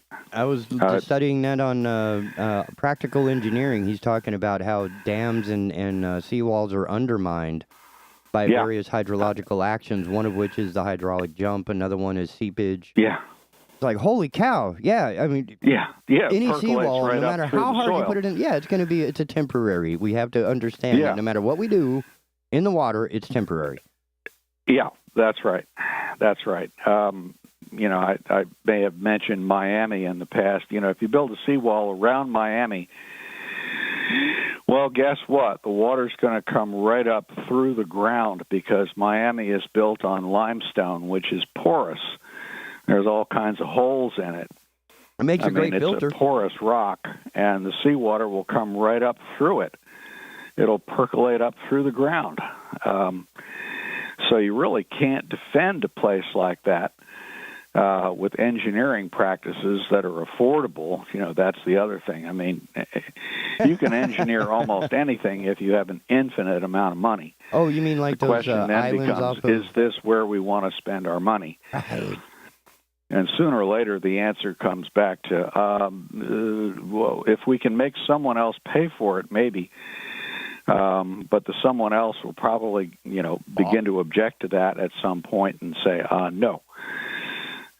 So, you begin to think about living on boats and stuff like that. So, yeah. Now, I do need to pivot because I have been remiss to not bring this up, but you pointed out an article that I read part of that's super duper exciting and has a level of simplicity, but a potential impact of amazing proportion. Just right. We'll warn the audience here. We're shifting gears. We're shifting gears subjects. hardcore because I don't want to run out of time without touching hard this. right turn here. That article this is exciting. was about our friend, the chemicals called PFAS. Our friends that cause us cancer and liver damage and Doesn't other taste forms good on of salad. health impacts. Turns out that a research group at Northwestern University in Illinois has come up with apparently a cheap, easy method for breaking down at least one class of PFAS compounds, including our own local friend, Gen X. That's hot. And I read through the article, and the chemistry is actually pretty straightforward.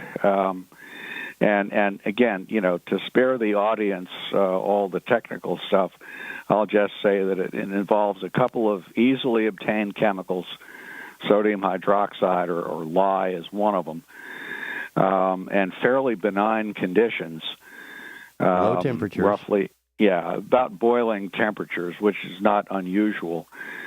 And systematically breaks down those compounds into small molecules that are much safer, for one thing. But it represents a way of actually treating the waste products from the manufacture of PFAS compounds, at least that class. And, it begs the question to me, why didn't the fluorochemistry companies, DuPont, Chemours, 3M, and maybe a couple others, why didn't they work on this and come up with this 70 years ago? They can't sell it. Well, right. They can sell the Bakelite that we made telephones out of. They can sell the They were all about making products, but not about cleaning up their waste. They were never Boy Scouts. The chemistry here is not that complex. I know that there was some computational chemistry that went into this, and that's where they use relatively sophisticated chemical algorithms that run through computers and all that. But still, the chemistry itself is not that complex. And to me, it makes me wonder, why didn't they put anywhere near as much effort into treating their own waste products, breaking them down into something harmless, as they did into making these products in the first place?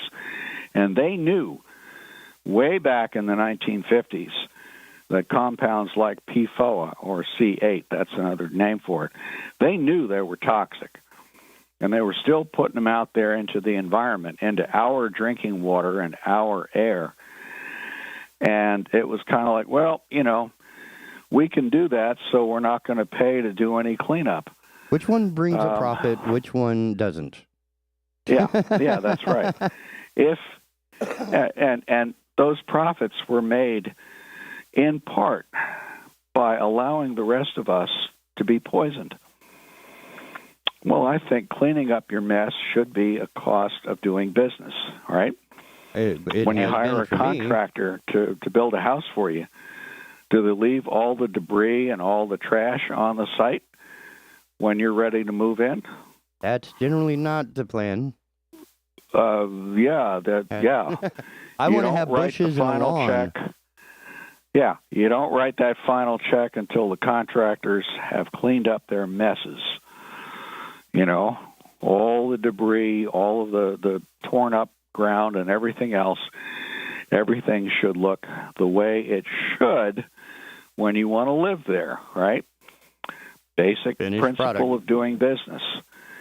And yet we let these big companies get away with dumping their toxic wastes into our drinking water, putting them in our air.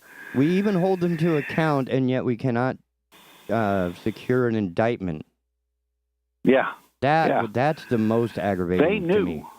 They knew what they were doing, and they knew why they were doing it. And they got away with it. I blame our government and our political system, our regulatory system, in large measure for that. We could have made them stop, and we didn't. We, in this case, meaning our elected officials and our bureaucrats in charge of administering the rules. We had the rules in place that should have made them clean this stuff up, and they weren't enforced. We didn't make them do it. But it would cost money to enforce the rules. Of course, we would make money on the fines, but I don't know how that balances out. Well, if you tell them, no, you're not allowed to discharge that stuff, you'll have to figure out how to take care of it. If we made them pay to clean up their own mess, they would have had an incentive to figure out a cheap way to deal with that waste. And the method that was just published is a very cheap way to do it. And could have been, there's nothing in the 21st century required for this discovery, meaning they could have discovered this with 5 years of diligent study 40 years ago. I think so. And, I don't want to second-guess the chemistry, the specifics too much, but it looked to me, and I'm going to brag here, I made A's in organic chemistry. It looked to me like a fairly straightforward procedure. It didn't involve a whole lot of really complicated multi-step magic with all kinds of catalysts and other crap thrown in. It looked to me like something that an undergraduate organic chemistry student could be taught to do. You could almost do this as an experiment on the regular basis just for incoming freshmen. Yeah. Wow. Well, we try to be careful with freshmen. They have we don't want to blow up the place. A little trouble with lab safety procedures, and we like them to be a little bit better clued into how to handle stuff. Do you ever set up accident? No, I'm kidding. Yeah, that's right. Here's how you behave in a laboratory, because the compounds are, the original compounds, the PFAS compounds are toxic. So you got to be careful with that. I'm always mindful of safety, but I think a junior, senior level organic chemist, as an undergrad, could probably handle this. Once we know how to do it, you could probably teach them to do it. So it didn't strike me as being that complicated. And that should be embarrassing cost. to Chemwars. That should be embarrassing.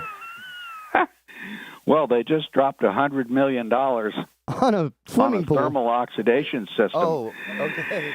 And, a hideously expensive way to deal with their wastes. I would think that if there's a low-cost way to do this, they would have had an enormous incentive to try and figure it out. Task some of your world-class fluorochemistry experts that work for you to come up with ways to get rid of your waste products safely. I think they could have done it. And the $9 million that the CEO made in a single year could actually be $12 million because they didn't have to spend $3 million. Yeah. This year alone, There you go. and the swimming pool, what is the cistern that they're building under the Vietnam Works. That's right. That can't be cheap. But this guy is basically that famous saying wall they're building that they advertise. the mile long, building a wall, 90 foot or something stupid. I mean, the mile long 6-story wall. I want to see that on Practical Engineering. Oh, jeez, that would be hilarious. Show me pictures of you digging through this stuff. And who are they going to get to put on a pair of boots and start shoveling in that environment? I hope they're wearing respirators and I'm full thinking, body suits. right. I mean, there's got to be like, what do they call it in the Army if they send you into places where you have a high probability of death? Combat. Yeah, that type of pay, hazard pay. That's it. Yeah, hazard duty pay. Yeah. Well, that's you have an 80% chance of we knew not that. surviving it. Yeah. Matter of fact, there was a story on the news just last night, NBC Nightly News, about firefighters. What do they call them? The suits they wear. Yeah.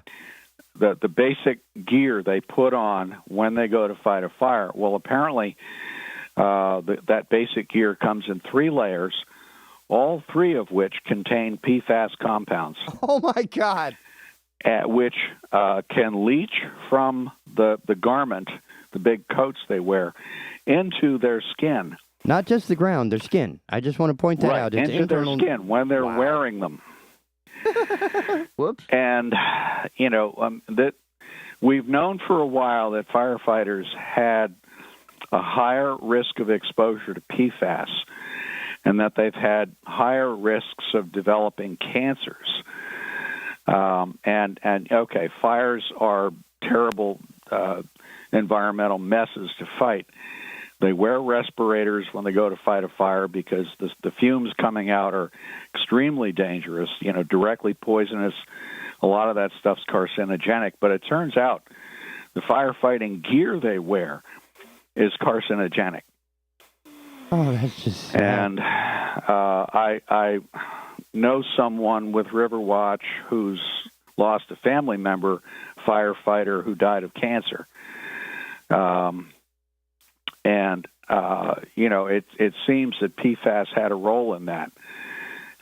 These are generally younger guys who have cancers that are anomalous. Normally you don't get cancer till you're older, and et cetera, and the kind of cancers that firefighters get are unusual. And so there's a lot of suspicion that PFAS is a big piece of that puzzle. And here we have firefighters exposed to that stuff. And again, the companies that make those products have had little incentive to make them safer. There's no good reason why those compounds should be present in those garments and leaching out. They may be part of the structure, but they shouldn't be leaching out into the skin, into the bodies of firefighters. I mean, not even cheap tie-dye or T-shirt printing does that. Right. Wow. Exactly. So, now that we know these things, we should be fixing them. But again, I come back to who are the expert fluorochemists employed by those companies for many decades who should have known these kinds of things and should have warned us and may have warned their bosses, but were silenced. I wouldn't doubt there was some of that. I know that DuPont knew about PFOA long before that became public. They knew. And it was their technical people who knew what was going on and understood it. I don't know the internal dynamics, but if there had been rules in place and enforced about making sure that your stuff does not cause pollution or health problems, there would have been a lot more incentive to listen to those people and put them to work on fixing that problem. We're well past the point in history where we should just say, oh, these are great products. We don't care about the pollution part of it. No, we know better now.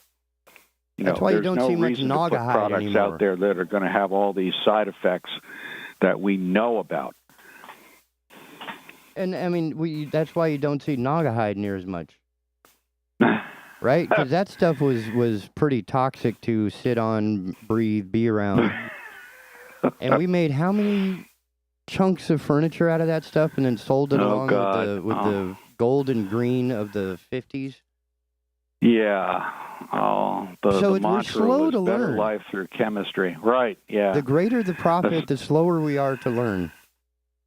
Yeah, Is seems that that accurate? way. We got the rules wrong somewhere in there where they we stopped didn't going to Boy Scouts. force people to clean up their mess. Yeah.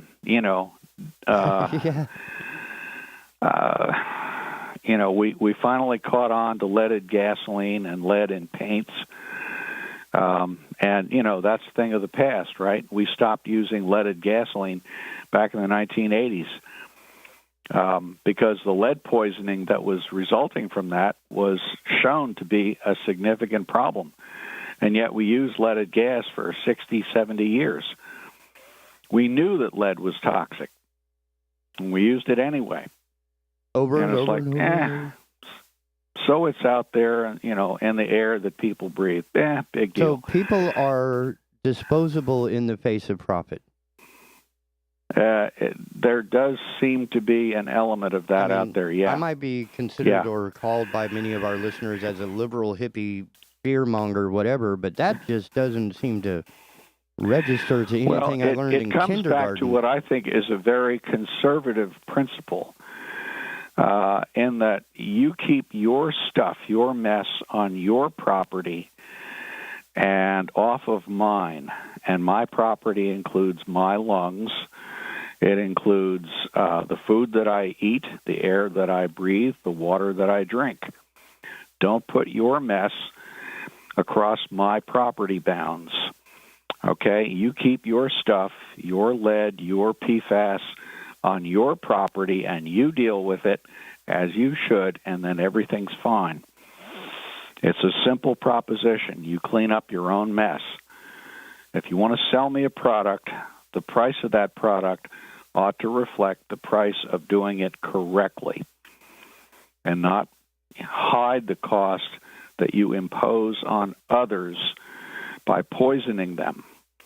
That's basic free market economics, that the price of a product or a service should reflect the real cost of production, including the cost of cleaning it up. Man, that would be very sweet. simple. Yeah. Oh, man. The opposite of that, where you get to privatize your profits and socialize the costs, to me, that's all wrong. Oh, yeah, that's I'm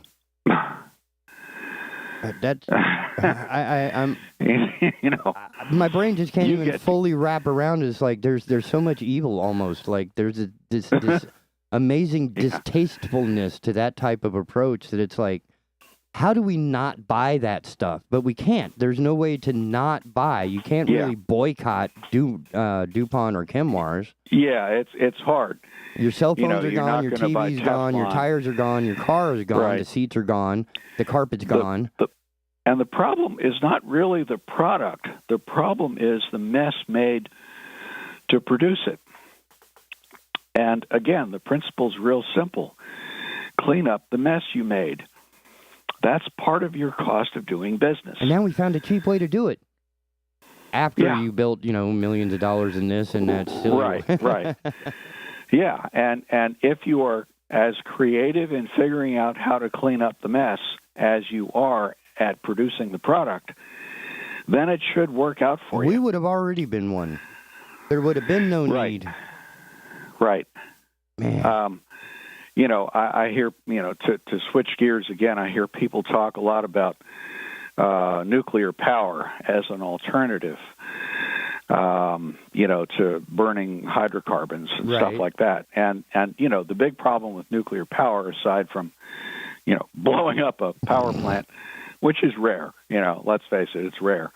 And it can be done right. The Navy's done it right for many years. The big problem is, what do you do with the high-level waste? Ship it to New Mexico. Well, I think folks in New Mexico would say... we blew a stack back in the 70s when that happened. It was like, NIMBY, brah, NIMBY. Nobody wants a high-level nuclear waste facility in their state.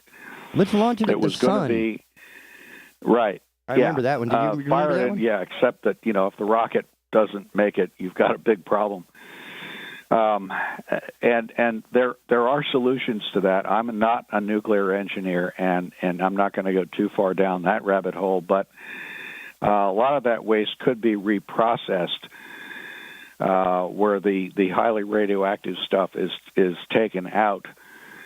We chose not to do that in order to prevent nuclear proliferation. it's still technically feasible. I'm not advocating that. I'm just pointing out that there was and may still be a technical solution to that.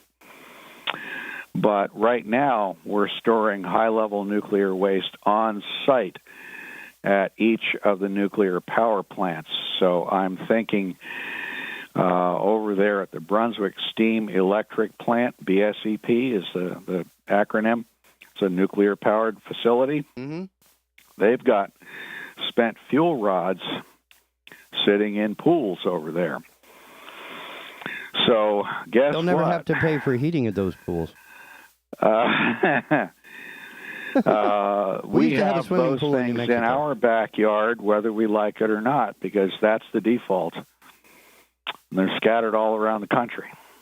All Now, over the yeah, place. they're kept safe and secure and all that good stuff, but basically we're accumulating spent fuel rods at many of these facilities, if not all of them. And so we really haven't come up with a solution. I have one. Okay. We could put it in that safe storage spot in Mar-a-Lago. Yeah, it was highly secure. It was. They even put a big lock on it. See, I put a big lock on it. It's right next to the Christmas ornaments. Oh God. Oh, and remember Jesus. that big Easter egg roll? Yeah, the fuel rods are over there somewhere. Just look for the blue glow. They You'll could see do it at night. They would glow in the dark. It's amazing Oh, what we've Lord. done to ourselves in the interest of ourselves. Oh, That's well, why we need more smart people like you and Dr. Olivares from New Mexico State University. I mean, yeah.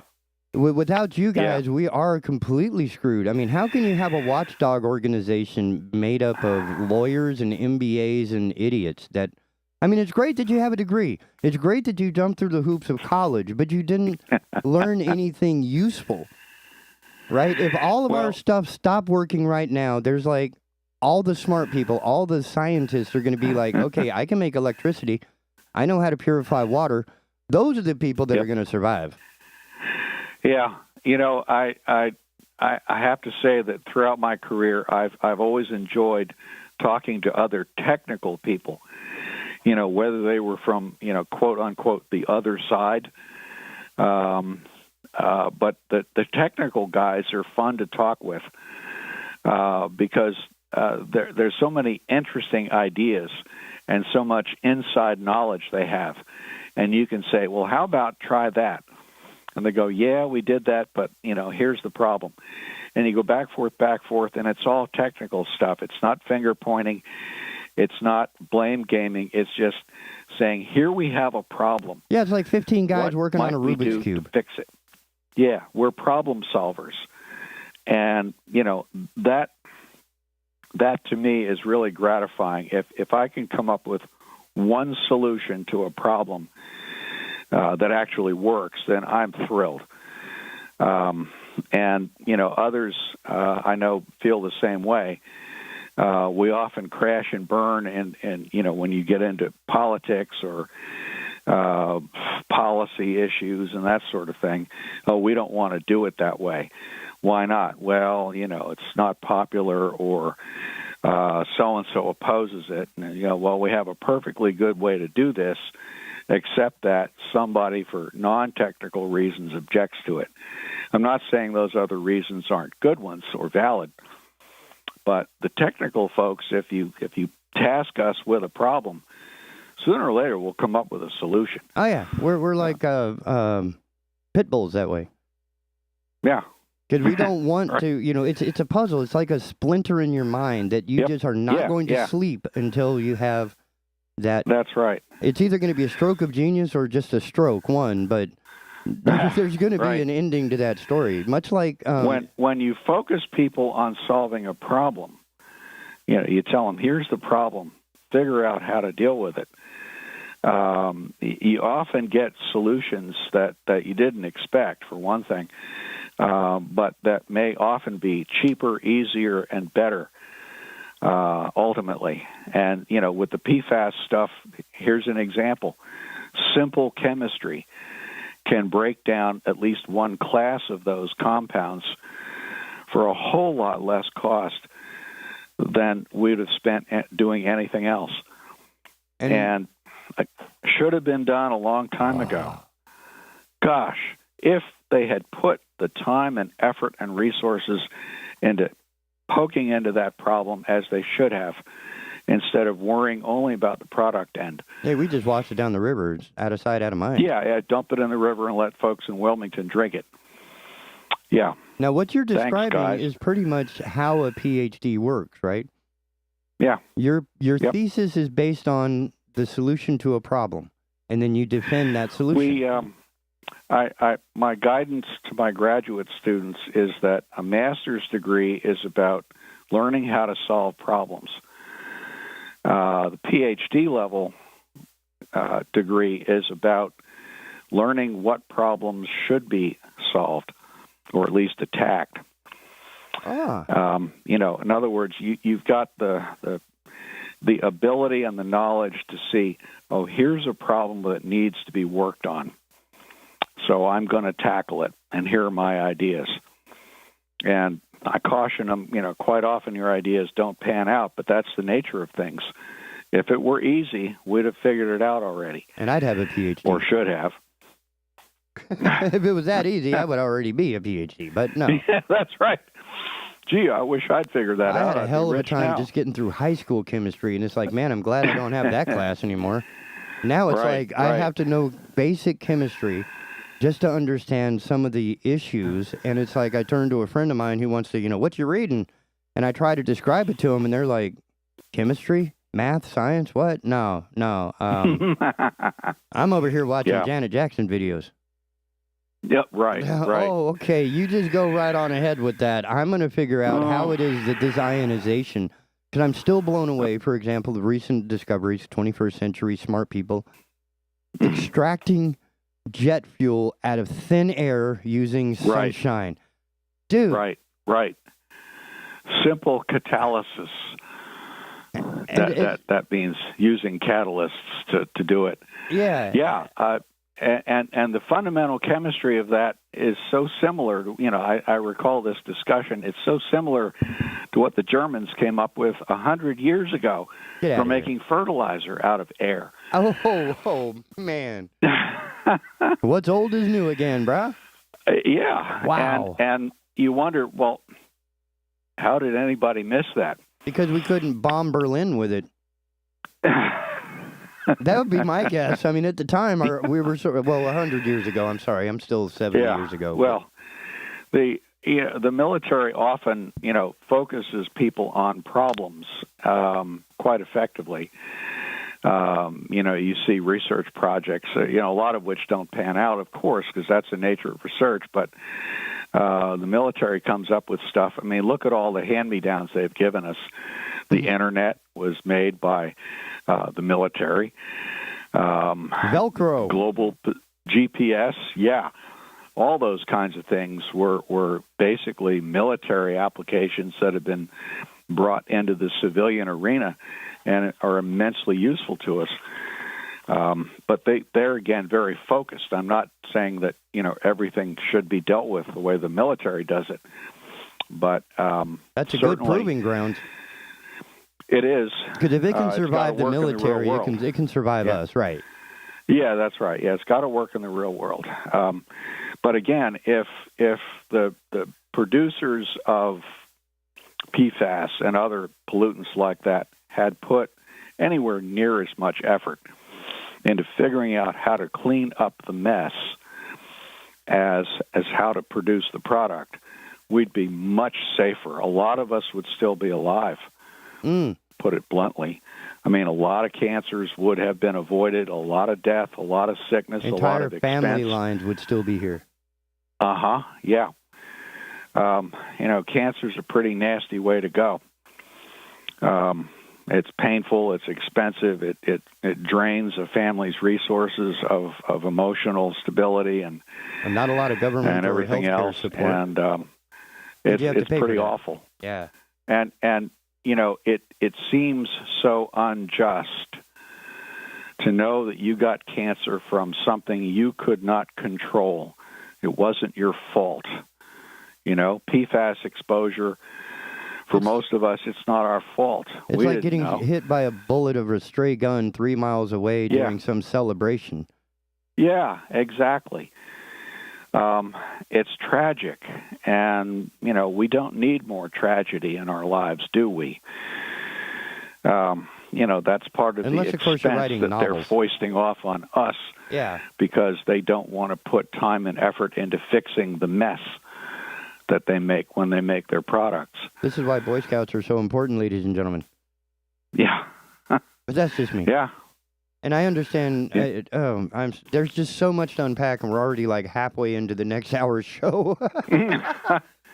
But it's just that revelation that something that simple, discovered in or not discovered, but uncovered or whatever. What is the term when they discover or what these kids did at the university? Well, discovery is the right term. Okay. So they discovered they something thought we've they known. had a solution, and they tested it, and it worked. And so, in a sense, that's a discovery. They found a new way to do something. And that's what we need more of on the potential here is phenomenal. And it's best applied right at the production side of things. This is not a method for cleaning the stuff out of the environment. It's a method for making sure that no more of it goes out. Oh, dude. That's even more heinous. I mean, right. Because then it's already part of the event, meaning you don't have to add to the cost of the product. It's just naturally part of the process. Right. It's not like you're building a $10 million swimming pool under Fayetteville. Right. Or whatever the hell that thing is. I still haven't seen the ad, but I did see the little animation they had online, and I was like, wow, I don't know what kind of drugs you guys are doing, but you are definitely committed to it. Oh, my God. Well, they're under court order to do that, so. To do something performative. This is all performative. There's nothing effective. There's nothing actually working. That's right. They're being forced to do it. They're being forced to spend money to make it look like they're effective. Yeah, and they're trying to make it sound like they're good guys. Are your best neighbors. And no, they've got a gun to their head in a sense. There's a judge up there in Bladen County saying, here's what you have to do. And if you don't, I'm going to, fine you to the point that it hurts. Yeah, your CEO is not going to get a $10 million bonus. It'll only be 9.5. Yeah, right. Right. The ultimate penalty for an outfit like that is you can shut them down. I mean, they almost never do that. Certainly not to a big outfit, but no, because the contributions to their political campaign would dry up. Oh, yeah, that would be bad. Yeah. Which, of course, is the very first thing somebody who gets elected does is go right back out to raise money and get elected again. Not any legislation or anything for their constituents. Well, where do you find money for campaigns? Timwars, DuPont. The pockets of those who have lots of it, right? The lobbies. Which is, my basic argument is get money out of politics and this all goes away. No more no more PACs, no more super PACs, no more lobbies, no more ads. That's a heavy lift, but yeah. No more Boberts, no more Greens. If they really had to go to, regular guys in the street like you and me and say, I can't run for office without your help, I need your $50 or whatever. And they were all in that position of having to ask each one of us for $50, including the most richest guy at Mar-a-Lago. Thousands and thousands, and the dark money. That's where you really see the effect. The law has provisions where, whatever they call dark money doesn't really. I mean, it literally doesn't see the light of day. All those interest groups that run ads and such as that. That benefit a candidate indirectly. There's way too much of that. And they hide behind innocuous names and such. But, that's politics. I didn't want to stray too far into that. Yeah, we get enough of that during the day. I'm sorry. I'm sure we do. Yeah. So, well, I may bother you some more during this week because these breakthroughs are pretty amazing, and I need to unpack some of it so I can understand it. But it seems the most what's the word I'm looking for? Potentially dangerous compound to come out of this new process is fluoride, which we have in our toothpaste anyway. Yeah, and that was fluoride's stunning. a toxin at high concentrations, at low concentrations, like for us, it's a nutrient. You need it to make strong teeth. And what's cool is, and this is sort of parallel, in that the way that they're unraveling, if I have this right, the way they're unraveling these long chains is the opposite of taking a, like, I don't know if I'm going to say this right. Table salt is combined of two of the worst, most toxic, dangerous materials ever to grace this planet. Sodium, right? Yeah. Right. Sodium in contact with water has a very, what's the word I'm looking for, energetic reaction, right? And NaCl, Na is the, help me out here, I forgot, the caffeine's not filling in that neuron. I have chlorine, NaCl. What is the Na part? Sodium. Okay, sodium and then chlorine. Yeah, you don't want to meet sodium on itself. So if you deconstruct salt, you create two toxic elements that are difficult to handle. Yeah, In chlorine this will case, kill you, and sodium will make you regret you'd ever been born. And then, now this process of unwrapping PFAS or Genex compounds into constituent components would be the same as stripping salt into two safe elements. Yeah, that's right. It's mind-bending, and take a poisonous compound and break it down into something. Cyanide, CN, right? Carbon and nitrogen. Oh, the two of those are harmless on their own, but apparently you put them together, right. and it's exactly. Matter of fact, we are made of carbon and nitrogen, but not in that combined form. But cyanide will do you in. Wow. Yeah, it's the combination that makes the difference. So I need to take a basic chemistry course again to get that back in my skull, because it's just, it's amazing what it's doing. We're at hour, and I swear I could take your 200 course right now online, on air, only because it's that fascinating. But I don't think enough of my listeners are going to be that curious. So we might have you back in a couple of days so that once I have a better understanding and can get past some of the chemistry and get into the impacts. Yeah, that'd be fine. Just, shoot me an email and let me know. I will. We're back in class now. Matter of fact, I got to teach in 31 minutes. Well, I'm going to let you go and go do that. And for everybody else, we are going to go, I'm going to just kick it straight into the next show. Thank you so much, Dr. Cahoon, for being here with us. You're welcome. And we will, you know what? See y'all tomorrow. Bye. Okay. You're tuned in to the Big Talker Network.